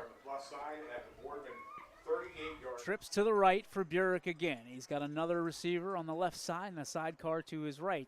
He's going to roll to that protected side. Fires over. That was picked off. See you later.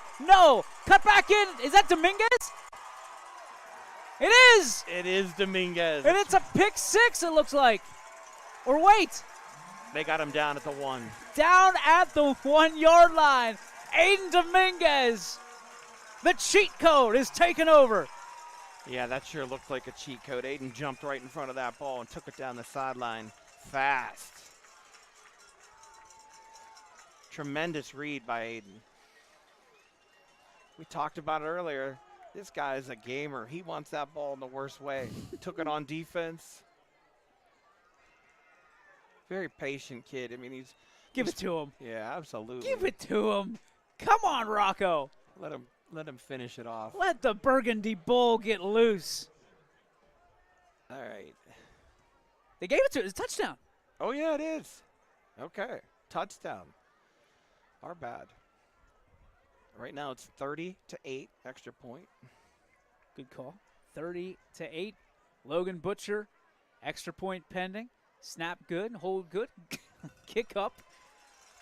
Kick is good as well. 31-8. Back after this, after word from Mill Creek. What can you do on over 5,000 acres? At Mill Creek Metro Parks, you can discover unique habitats and wildlife. Create memorable family moments. Experience history, heritage, and park programs. Explore scenic landscapes. Take time to relax and be well. Connect with nature and each other. Come see what's new at Mill Creek Metro Parks. Plan your trip now at millcreekmetroparks.org. Up on him, and Erickson put that ball the best spot he could put it in, but Nate's closed quickly. Ultimately, there's good coverage by the DB. Nothing that Erickson did wrong. Hands it up to Lynch. Lynch has a hole. And then once again, going with the I formation, we'll hand the ball off to A.C. Carter, and he's greeted by the Niles defense for no gain on the play, and that will result in a second down from the 12. Carter was able to fall forward there. They might give him a yard on that play. Nonetheless, good Maybe penetration. two. Actually, good penetration. they by will the give him a Niles yard, defense. so it'll be 2nd and 9 from the 11-yard line as Bram will come out. Here we go down on this end of the field here. Another big possession for Struthers trying to go up 3 scores. Niles trying to stay in the game for the 4th quarter as they try and stay within striking distance. And with Dukes at quarterback, A.C. Carter in the backfield, Dukes will keep the ball himself as he runs He's off able to to his get right, and he will run in for the touchdown by Jason Dukes. Struthers just dominating the line of scrimmage, winning up front now. Carter on the fake option read there, drawing the defense to the left side of the field. Dukes does a good job with the read. Well, quite well today. He's busted some big runs, 24-yard touchdown runs, and it's been really good for Christian Lynch so far.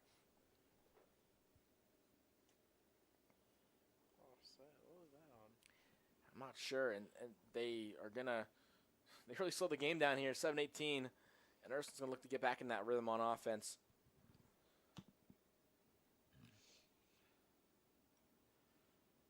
Runs it with Lynch again, and he breaks a couple tackles. He spins out of one, and he is down about the 12. Good 4-yard run, a lot of effort to get half the yards you need for the first down, roughly.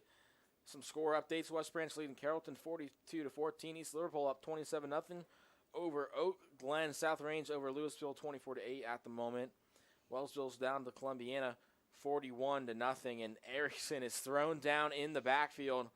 Big loss of 7. Going to bring up 3rd and really long. Big tackle in the backfield. And that's going to put Ursuline at a big disadvantage. 3rd and 14. And Julian's looking at me. Julian, what's on your mind? I mean, we had a lot of success with Erickson pulling the ball. Didn't look like a great pull on that play, though. And looking to see what they do on this 3rd and very long. They give it to Lynch, hoping he can get some of that back, and he does. It's going to be about 4th and 11 or 12 to go. Do they send the field goal unit? It might be a little too long. They kicked the 32-yarder last game. This would be about the same length. Colbert, wide open man, complete. It's Harmon, and Harmon's going to be in the end zone for a touchdown. 10 officially on the board. We'll see what kind of play they have here. Erickson dropping back, looking to throw. Pass to Taylor. Taylor catches it out of bounds, and he is going to have the first down by about a yard, maybe just a half a yard. That was a great awareness of the sticks there for Devontae. Got the ball and knew where he had to go, and he kind of lunged forward and got the first down to the 5. Hands off to Lynch, and he's going to get tackled just short of the goal line. It's 3 there. Fitch over Bourbon right now, 20-0. Poland over Lakeview, 21-0. Struthers over Niles, 13-0. 26-0 for Lowville against Waterloo. McDonald and Springfield's 14-7 Springfield. As Lynch gets the ball, and Lynch runs into the end zone. Another touchdown for Christian Lynch. 2nd of the game, and Ursuline.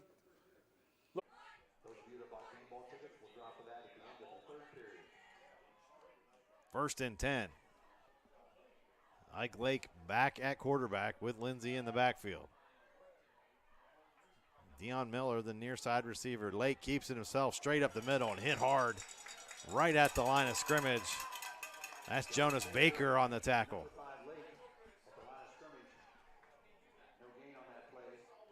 Second and 10 coming up.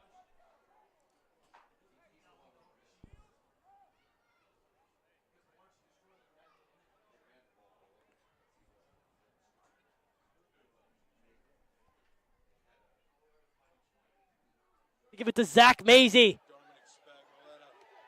Push him. He's going to be short. Just short. Oh my gosh. Wyndham with the stop.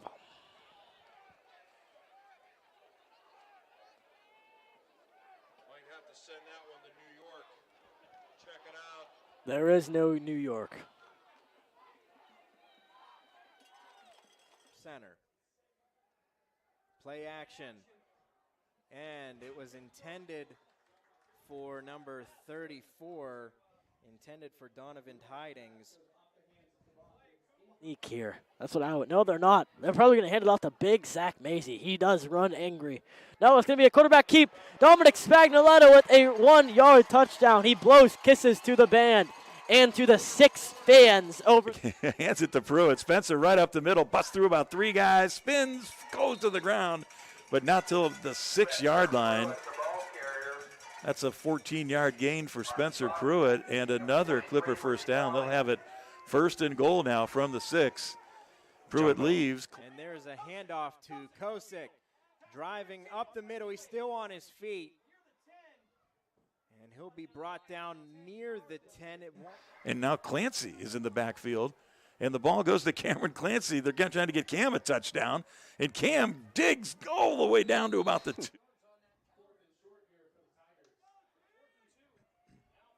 Okay, this could either be kind of a designed run or a field goal attempt. We're going to see what they set up here. You're only up by 1 touchdown. They're going to go for it. Oh, they're going to go for it on 4th down and 2. 30 seconds left in the 3rd. And a timeout is going to be taken by Springfield. So Springfield takes their 2nd timeout, nearing the red zone, looking for a 1st down at least on 4th and 2. House 21 News delivers the news. Pound Cameron Clancy. Well, he's not listed that way. He tells me he's that tall. He ain't so.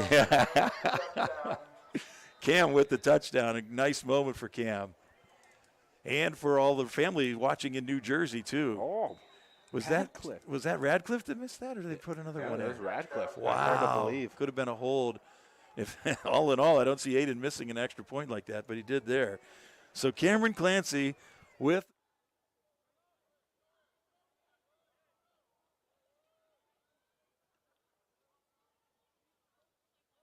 and it's going to be a handoff up the middle. And Page walks it across for a touchdown from 4 yards out. Cam Page on the carry for the Cardinals. Now a 16-point game. A PAT here would make it a 3-possession game. See what Springfield decides to do on 4th down. They'll set up in an I formation. They have Shealy in motion. They hand the ball off up the middle. He has enough for a 1st down. Just gets it. So Claudia out there to kick the PAT. So 1st and goal now at the 10 for the Tigers.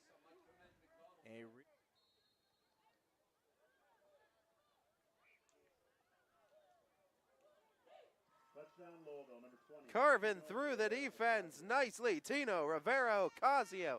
2nd touchdown of the day comes from 26 yards out, and it's a 32 to 5 seconds on the play clock. PAT is up and close to being blocked there. But the kick is up and good from Claudia. Extra point good now by 5 for 5 night on Sunshine PATs. on a cloudy day. So 35-18 our score now. Mooney now leads by 3 possessions. They'll kick off when we come back.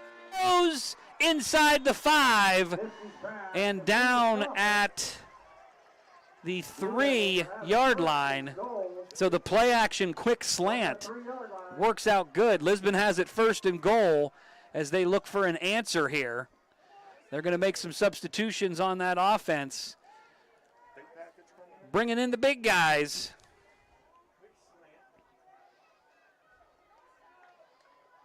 First and goal from the 3. Tifke in the pistol now. Takes it. Hinchcliffe running off the right side, driving through. Down at the 1. He was close. Hinchcliffe, the ball carrier. Down at the 1-yard line. 8:40 on the clock. Lisbon trying to cut this deficit in half.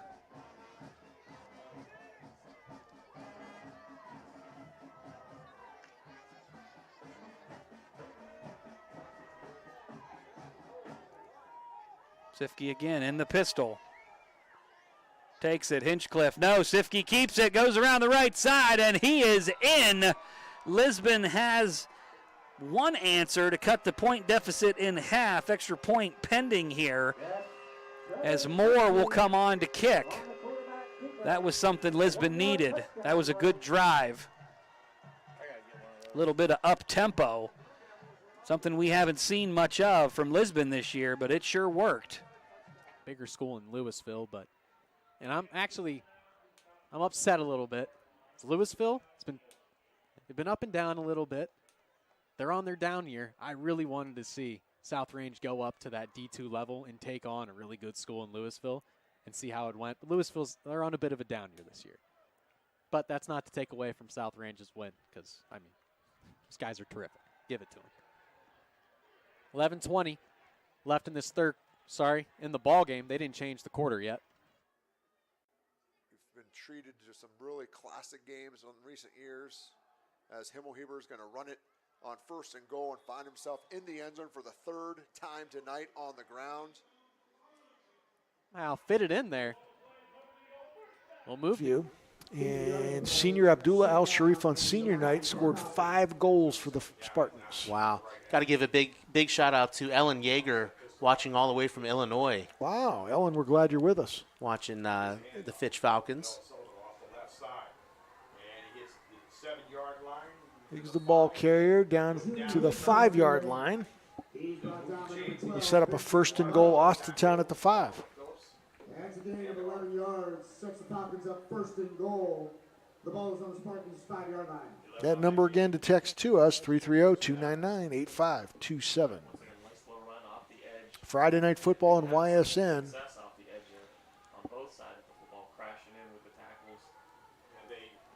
Set up El Sullivan on the right wing, and they curl him up and let the back follow him off that left side. 1st and goal from the 5. The pistol.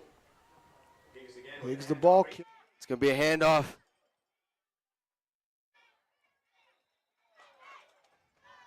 Couple yards gain. Noah McKay. Up the middle to the left. Tackled by a host of Bears. So, lots of momentum here. Great drive for East Palestine to regain that momentum after that tough fumble. They're keeping it on the ground. They're running it right up the middle. Let's see if they keep doing that.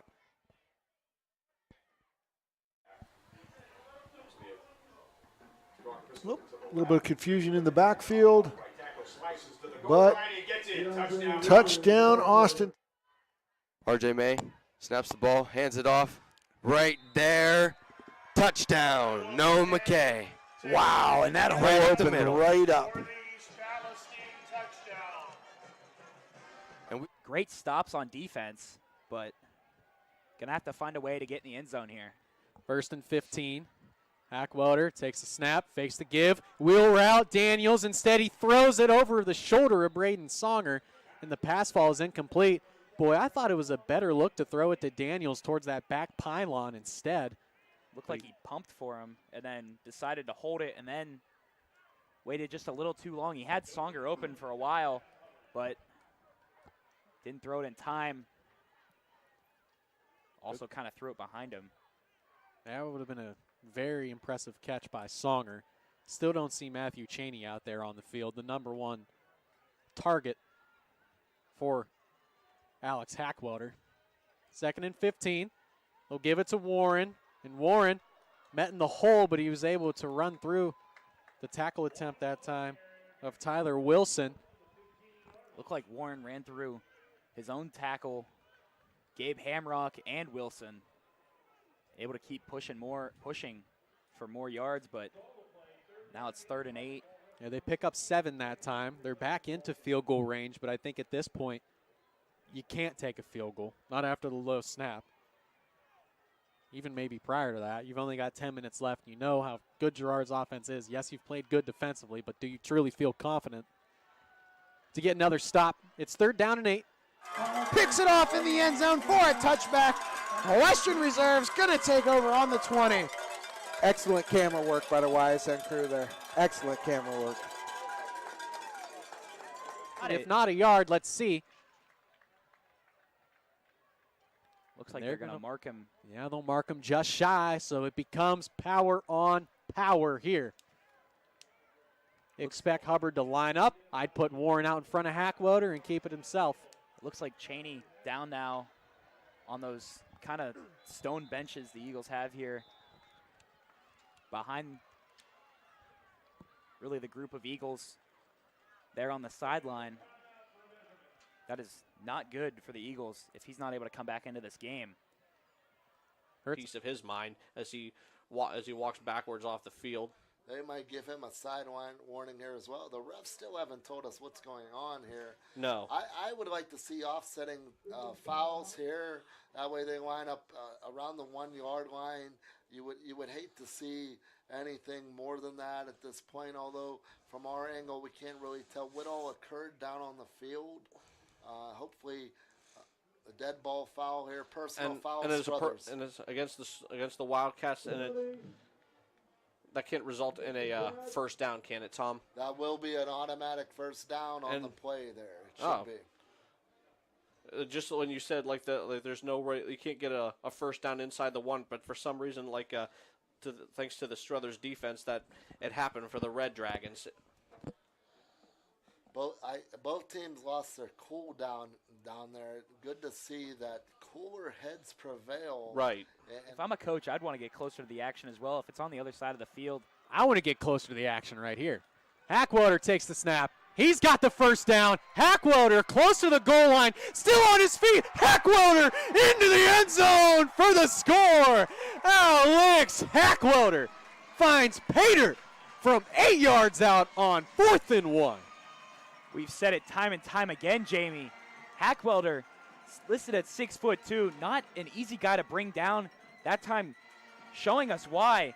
He kept his legs churning, and he had a guy behind him pushing him, but he was met by at least 2 or 3 Indians there. Little brotherly shove there at the end to get him into the end zone.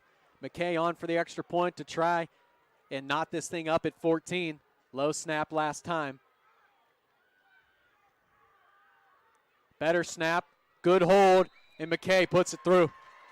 And we're knotted up at 14 with 9:09 remaining in the ball game. Woo. Well, no, they just said 4th and goal. 4th and goal, and will it be enough, and will it be a turnover? No, and they will get the first. Again. It looks like he's in, but there's a flag on the play. We'll see who the. Now, I was just saying they're in. The refs finally say that they're in. The head referee throws a flag there. He's about 15, 20 yards from the play. I don't know what we have here. No, neither. It's hard to tell from this angle, Tom. I'm not sure what happened in the pile. And here's the ref with his call. Sideline and warning on Struthers or Niles. That's.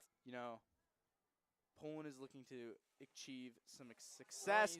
Pass to Oliver McCulley. Touchdown, Bulldogs. Those McCulleys. Oliver McCulley punches his ticket to the end zone. Oliver McCulley finds the end zone. And it will be a 5-yard penalty against the Red Dragons. So instead of 4th and goal from the 1 yard line, it will be 4th and goal from the 6. Nonetheless, they have one more opportunity to try to make something happen here with 6:36 left in this game. Very, very interesting here that. And we will have 2 receivers off to the right.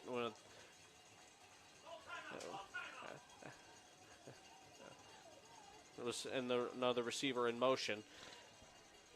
And a timeout is called, so with 6:36 left, we'll pause and take one as well and come back on the other side of the ball here on YSN. A lot of confusion. Before the lights come on, before the workday begins. For this game, there's 3 minutes and 46 seconds left, but they're not going to score. 2 touchdowns.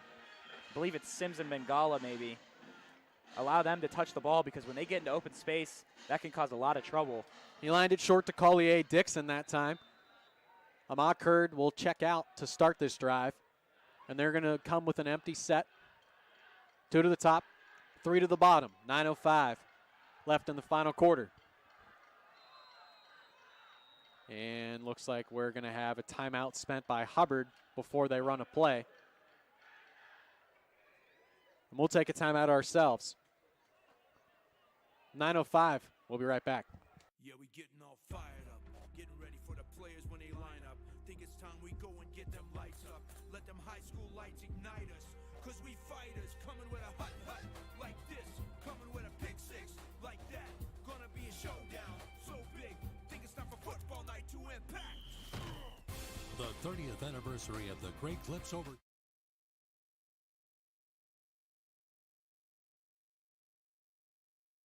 Third and 3 for the Mustangs now. Huge play for both teams. It'll be another keeper by Dominic Spagnoletta. He's going to have it. He is going to have more. Will they catch him? That guy is not catching him. Oh, my God. It's going to be another touchdown run from Dominic Spagnoletta. This one from what? Wait a second. Look at this, Laney. Look at the flag on the field.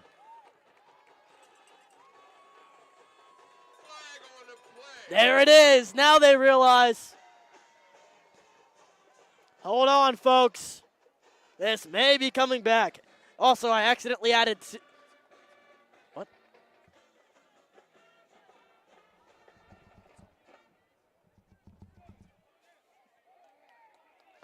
It is on Wyndham. It's going to stand. Touchdown, Matthews. Going to be a very nice run from Dominic. And he will pass it, and it's overthrown. The pass will be incomplete. That was intended for. Snaps the ball, hands it off. Jesse Lipp once again goes left. Brought down about at the 25. Yeah, by Sabiola, as well as Finley. Sabiola, another well-known name here in Latonia football.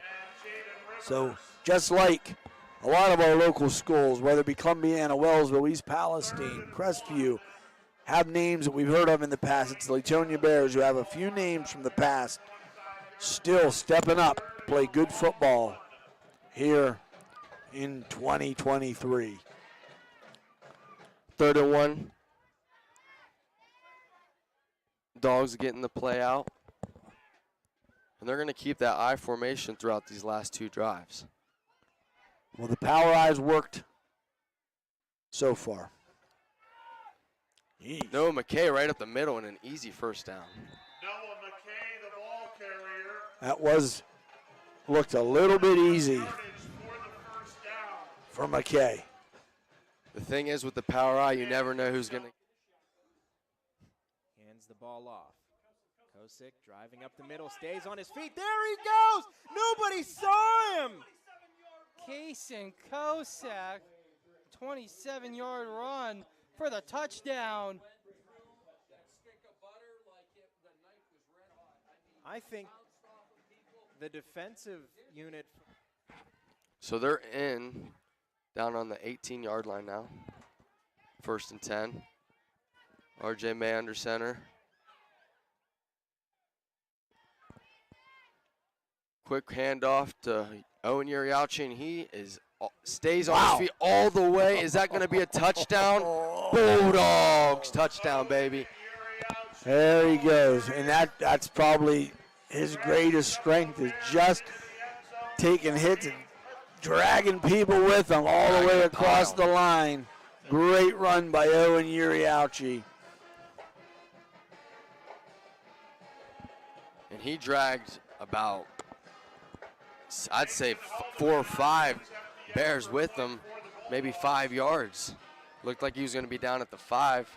He went all the way to the end zone. Here we go. Extra point. It's up, and it's good. Right down the middle. So now we got 29 points for the Dogs and 6 for the Bears. So after a third quarter where you... Once again. They are going to blow it dead, and the sack that time, Hubbard, just as we talked about how well Girard has protected their quarterback, comes up with a big sack. They move him back. It's 3rd down and extremely long. 7:57 left in the ball game. We'll be right back. Hi, I'm Colin Chupa. And I'm Kelsey Clem from K-Squared Marketing.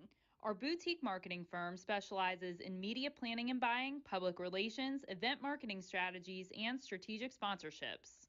We can integrate our services with your existing game plan, or we can be your entire marketing team. Your goals, our game plan. Let's win together. Call K-Squared Marketing at 330-623-2730 or visit ksquared.marketing to learn more.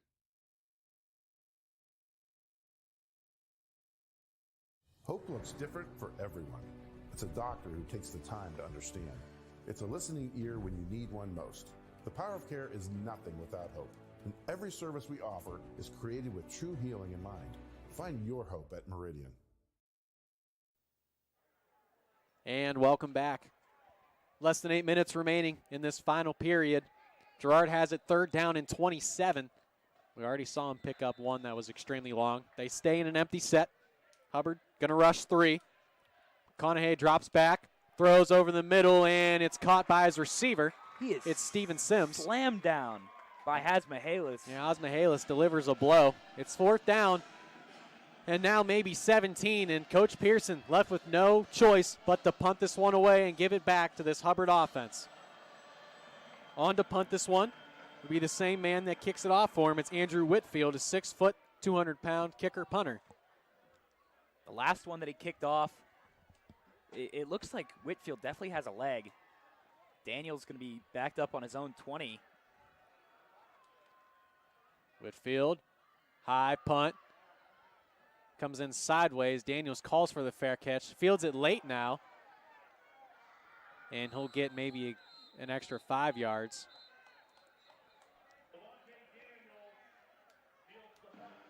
Levante Daniels called for the fair catch. Now Pearson saying that, hey, he called for a fair catch, and now a flag will come in late for it.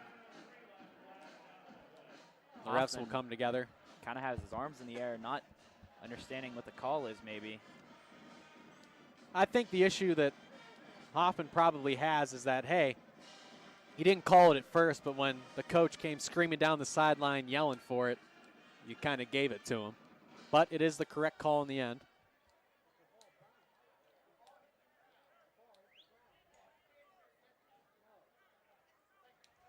Bunch of people below us saying the ball hit the ground.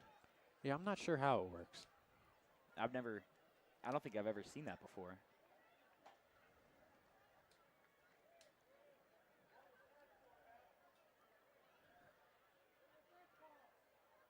So they'll take him back to the spot. Looks like they picked up the flag, no flag, and they'll just say, they'll mark him where he called for the fair catch.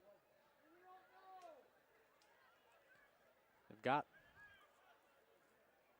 delay a game, and I don't know what happened here. Why do we not have the mic for the official anymore? I think they got rid of that a few years ago. That definitely clears everything up. Yeah, it's terrific. I love it. Instead, the refs are just talking to nobody. Warren will be off to the right of Hackwelder. They're going to give it to him, and he's met in the backfield, screaming through and making a tackle that time. It's number 56, Isaac Griffith. Whether it's been for better or for worse, Isaac Griffith has put his stamp on this ball game. He really had that one offside penalty. Other than that, he's made some nice plays in this backfield. We've called his name a lot. Looks like Krissick going to come in for Ham. Krissick kind of the receiving tight end for the Eagles. Ham really more of the blocker. We haven't seen him run really any routes so far this year. Hackwelder and Hoffman, a miscommunication on the play call right now, so they're going to have to go quickly. Just 10 seconds remaining. They break the huddle. 8 seconds. 6 seconds. The Eagles trying to get set, but Coach Hoffman has to burn a timeout. 6:17 left in the ball game. We're going to take a quick timeout ourselves. Don't go anywhere. Great conclusion when we come back. Hi, folks. I'm Tony Page, the Hubbard Can Help guy. Are you tired of hearing no when shopping for a vehicle? The only no you'll hear at Hubbard Chevrolet is no problem. I can create a payment plan that fits your budget. You're the other side with the pressure on the quarterback. Yeah, he forced that throw for sure. Yeah, it's kind of dangerous. He really didn't have anything else to do with the ball. He had to get rid of it. 4 minutes on the clock.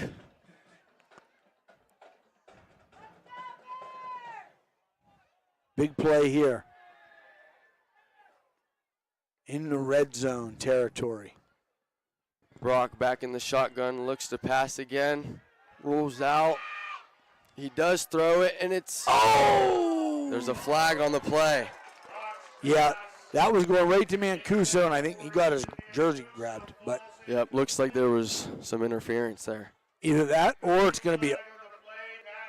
Yeah, it is. Yeah, That's exactly what they interference called. on the Bulldogs.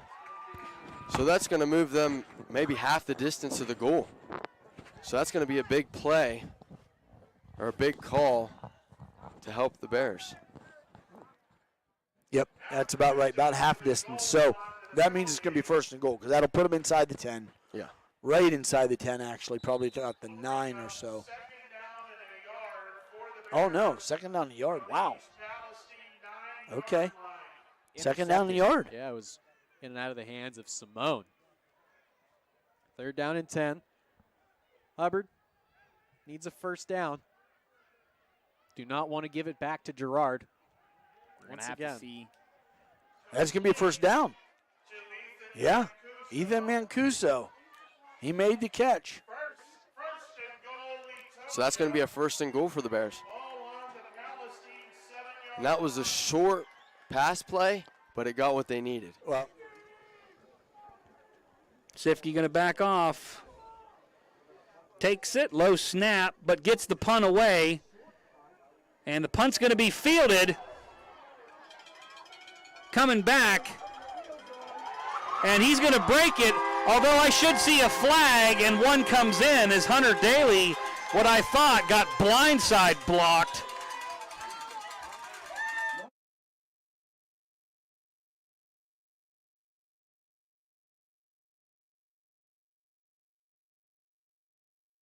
McCoon on the carry. Flag.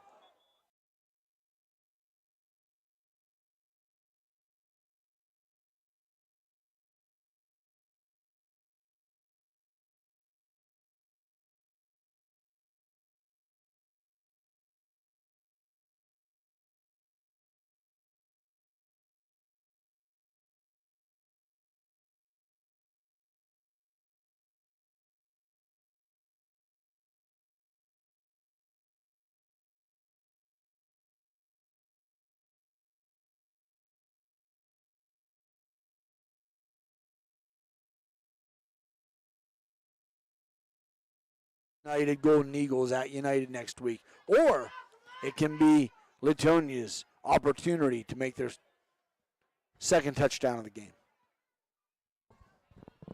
You see the big blue paw over there on the other side of the field. All right, so they're lining up. Brock and Ruler back in the backfield once again. He's got a spread out of wide receivers. He's looking left, and he wants to run, but he is sacked. Big number 65 for the Dogs, Kyler Bourne. Kyler Bourne, we called his name a few times earlier. He's been penetrating into that backfield, and that time he got the biggest sack of the night. And that was a big sack, a big loss. Kyler Bourne, a multi-sport athlete. He's a basketball player. He's a baseball player. And tonight we found out he's a football player. So this is going to be a fourth. Still, but there was something in the scrum towards the middle. 15-yard penalty. It'll move them back. So now Gerard will have to start at their own 44. Throws this one short to his receiver. Owens able to get a hand on Bengala and bring him down. Nothing open down the field right now, and McConaughey being forced to check it down. Good thing he got it away because Ham was coming screaming. This offensive line for the Girard Indians has played very well tonight, but Joe Ham has kind of been a thorn in their side, getting to McConaughey, putting on a lot of pressure. That time, if Bengala wasn't open, Ham would have got him. Throw over the middle. It's caught by his receiver. Makes one-man miss. Sticks a foot in the ground. Still on his feet, and he's brought down now at the 40. Michael Collier-Dixon. 4:47 now left in the ball game. Somehow, Collier-Dixon looked like he made 3 or 4 men miss. Able to get a few more yards after the catch there. Gerard look to get at least into field goal range and then try and take as much clock off as possible. Steps up, throws deep, and it's going to be incomplete. Had a receiver in the area. Could call it either Hines or Bengala. Looked like Hines wide open. One saying, it was like death beams putting down on earth. You have one man to save you. Who do you want? I want Iguodala. Yes, let's see what he can do.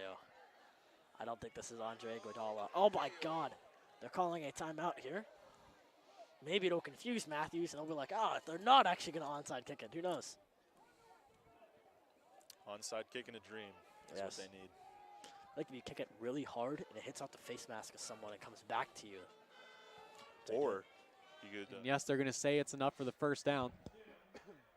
They're really pressed off him. I think at this point in the game, it's almost better to step up and not give away the short stuff.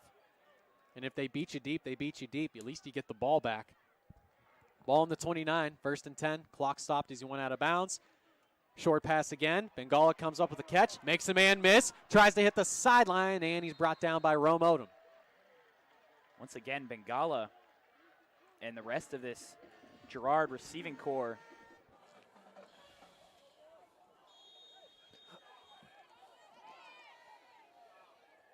Let's see what they do here. Oh my, no one even made an attempt. There's some dirty laundry on the field. Is there flags? The homecoming king, Jaden Perkins. Steven Sims, 15 yards out. He finds pay dirt, and Girard takes the lead right back. McConaughey. Boy, he was just wide open. Even though Sims really isn't at quarterback anymore, he still is able to produce a lot of big plays and find himself open. Really a great target for McConaughey. Extra point unit out, Zachary Morris.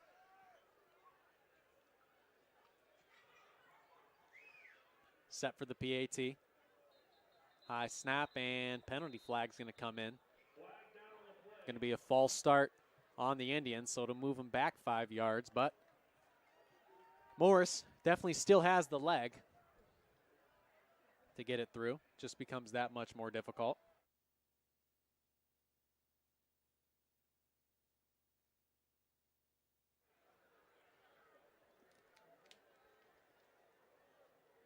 Looks like the hold is Nick Rafferty. Could be wrong. No, yeah, that's Rafferty. Hubbard going to try and bring some pressure. And it looks like Girard might have jumped again. Yes, they're going to say it's another false start. One of the guys on the left edge jumped, so it's an extra 5 yards. Moves it back now to the 13-yard line, and kick becoming more difficult, but from what I've seen, still within the range of Zachary Morris. But again, just becomes that much harder. It's a 30-yard PAT now. Hubbard still wants to bring pressure.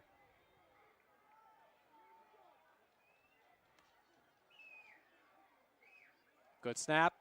Morris boots it through. Unfazed is the kicker, and they go back up by 7 points. 3:57 left in your ball game. We'll be right back. You know, being able to have success on the football field and the basketball court and just every aspect of, you know, my sports career is now documented. You know, one of the greatest things about high school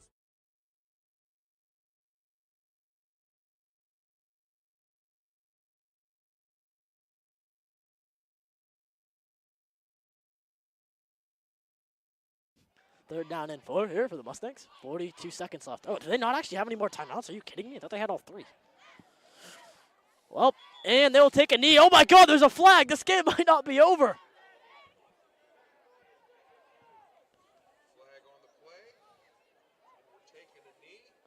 It's going to be on the offense. False start. That will stop the clock. And move them back. Yes.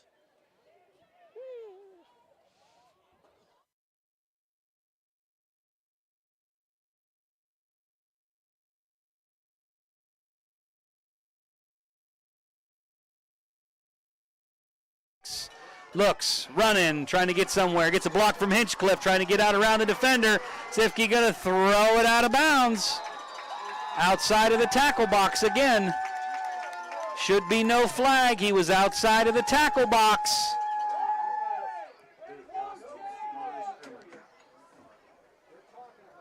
I'm not sure where the ball came down. Flag comes out, so there's grounding. It's going to be loss of down, 4th down.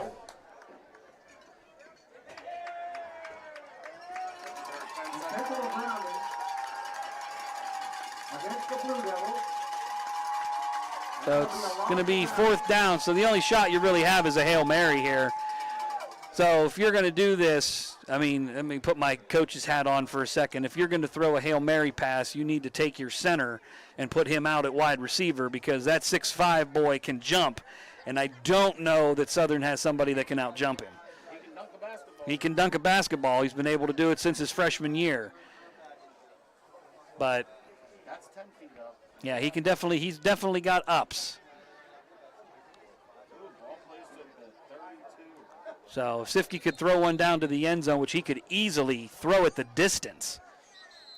And Lisbon going to burn their last time out here. So we'll take a quick break. Be right back. Hurry into Sheely's October 14th through 21st for our fall savings event and get 10% off Flex Deal. Enjoy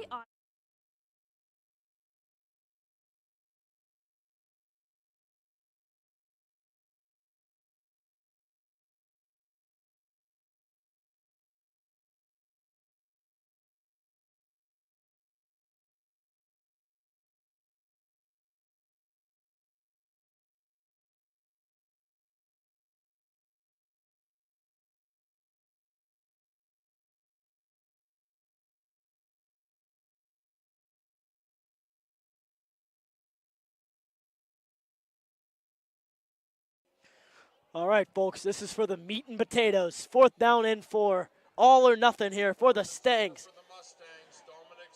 And he's going to reach and he's not going to get it. Oh, my God. But there is a flag.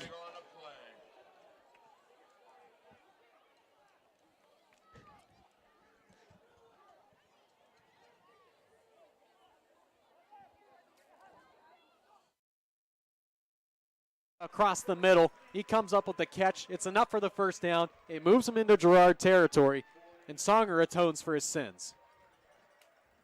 A great game for Songer tonight, and what a way for him to step up after the Eagles. You lose your number 1 receiver in Cheney. It looks like he's not going to come back the rest of the game. He's down here on the sideline. Looks to be something with his knee, but what a great job of Songer able to come out and step up.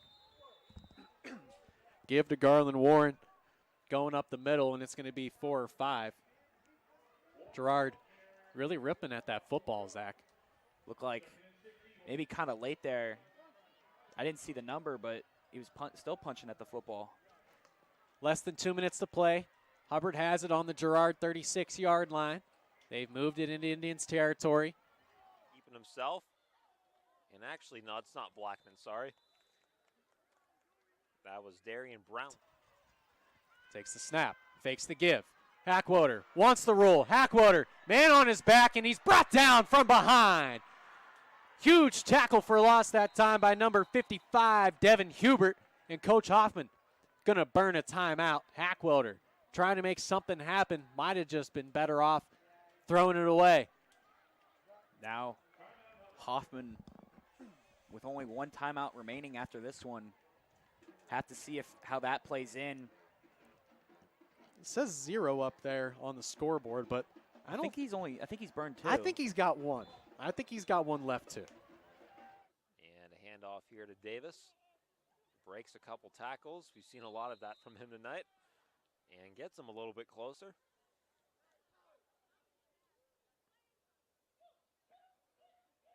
Davis carries the ball for East. Tackle on the play. And they're going to say just short of the 1st down marker. So 3rd and 1 now at the 5-yard line.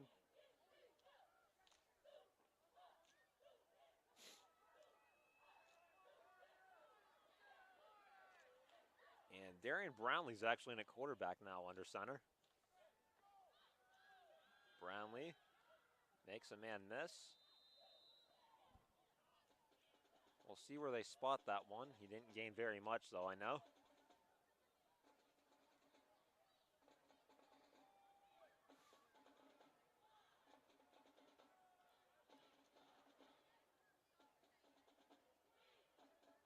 Brownlee on the keeper. And they're going to say he's short.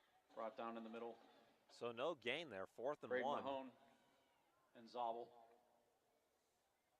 Mooney's defense looking to get one more stop here. East on their hand, just trying to keep this game alive. Again, trying to do too much there. Throw the ball away. And this is the play that's going to call the game. This is 4th in your ball game. And it looks like the officials are going to come together now. I'm not really sure why. And now we have to assume Hoffman doesn't have another timeout. That clock kept running.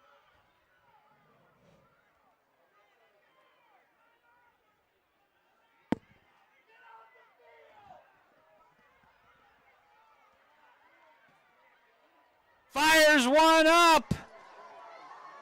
And intercept, and a flag comes in. Now, wait a second. No time on the clock. No, the pass interference against Southern, that will give Lisbon one untimed down. 15-yard penalty.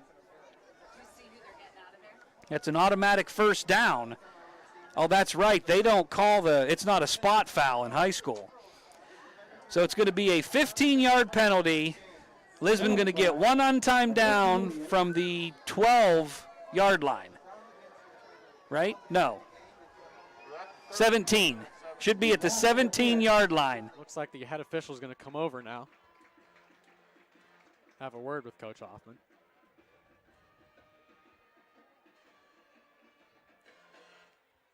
Hoffman and Coach Schiraldi both looking, and they're going to call in Kevin Hogue, and my guess is it's going to be about the timeouts.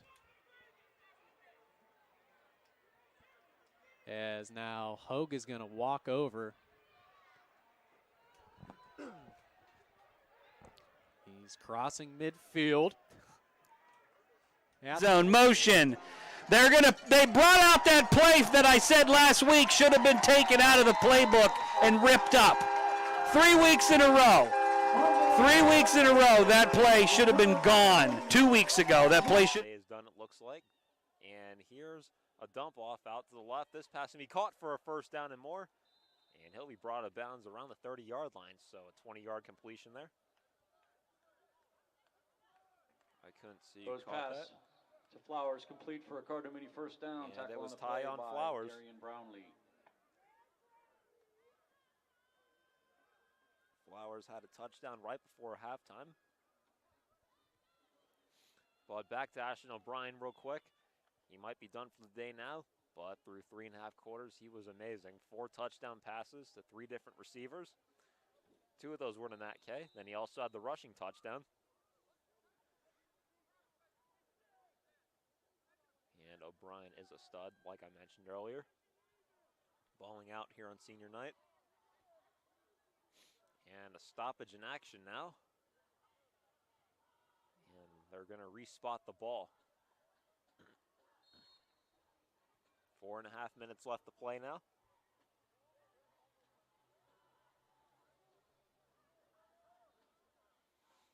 Rhodes in the shotgun. It's going to be 1st and 5 here on the 34.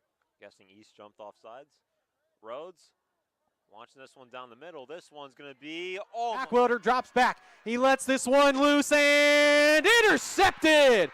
There to make the interception was Domenico Simone, and he wants to return it. Simone, blockers out in front of him, and he's finally brought down in Hubbard territory, but it doesn't matter. That is your ball game, folks.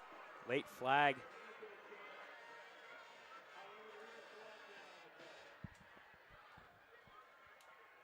Hackwater let one loose into a defensive team meeting, and that's going to do it. Even after all that talk with the officials and the coaches. Hey, at the end of the day, ball don't lie. Ball ain't never lied. Ball never will lie.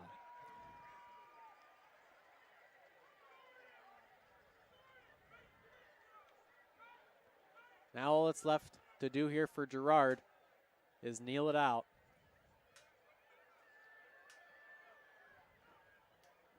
Still, Jamie, did you see what that flag was for? They called it on Ahmad Kurd. I don't know what for, but it looked like it was between him and Bowser.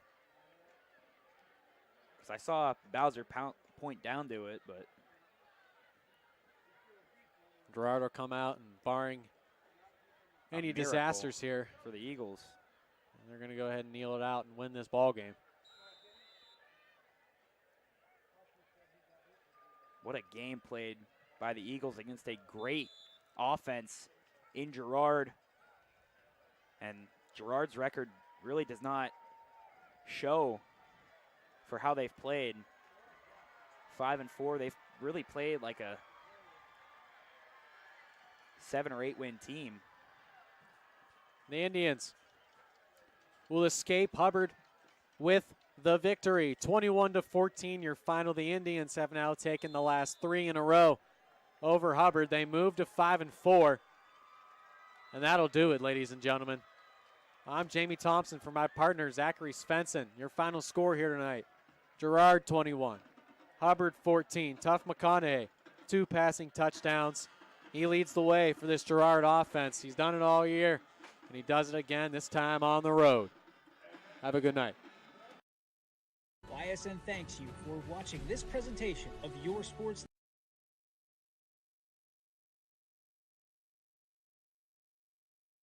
Gonna be a showdown so big, think it's time for football night to impact. The 30th anniversary of the Great Clips Overtime Report. Right? It's just not about buying a new car. It's the start of a new adventure. Toyota of Warren. Driven. Welcome back to the Audible Call. I'm Mike Atkinson along with Anthony Hartwig here. As you saw, a thriller out at the Eagles' Nest in Hubbard. Girard holding on to win that one by the final score of 21-14. So pretty good game there. Lots of good games. West Branch wrapping up their conference tonight with a win. So we're going to wrap things up here. We're on a commercial break for Southern Local, and It's okay. That game's still going to go on. They have to get to halftime. The lights went out at the stadium, so we can do that. There is one other game that's still going on. It's late in the fourth. It's all Mooney over East, but it's 48-18 right now. They're still slinging balls around Mineral Ridge's football field. So we'll let those 2 games wrap up. We're going to sign off here as week 9 is in the books with the Audible Call. We got one last final week for you next week as we wrap up the regular season and then head to the postseason following that. So I'll say good night from here. You can say good night. good night, everybody. But you're not going to tune us out yet because we have our Joe Dickey Electric Scoreboard show coming up at 10 o'clock. YSN thanks you for watching this presentation of Your Sports Network. For stories, stats, and more, go to ysnlive.com.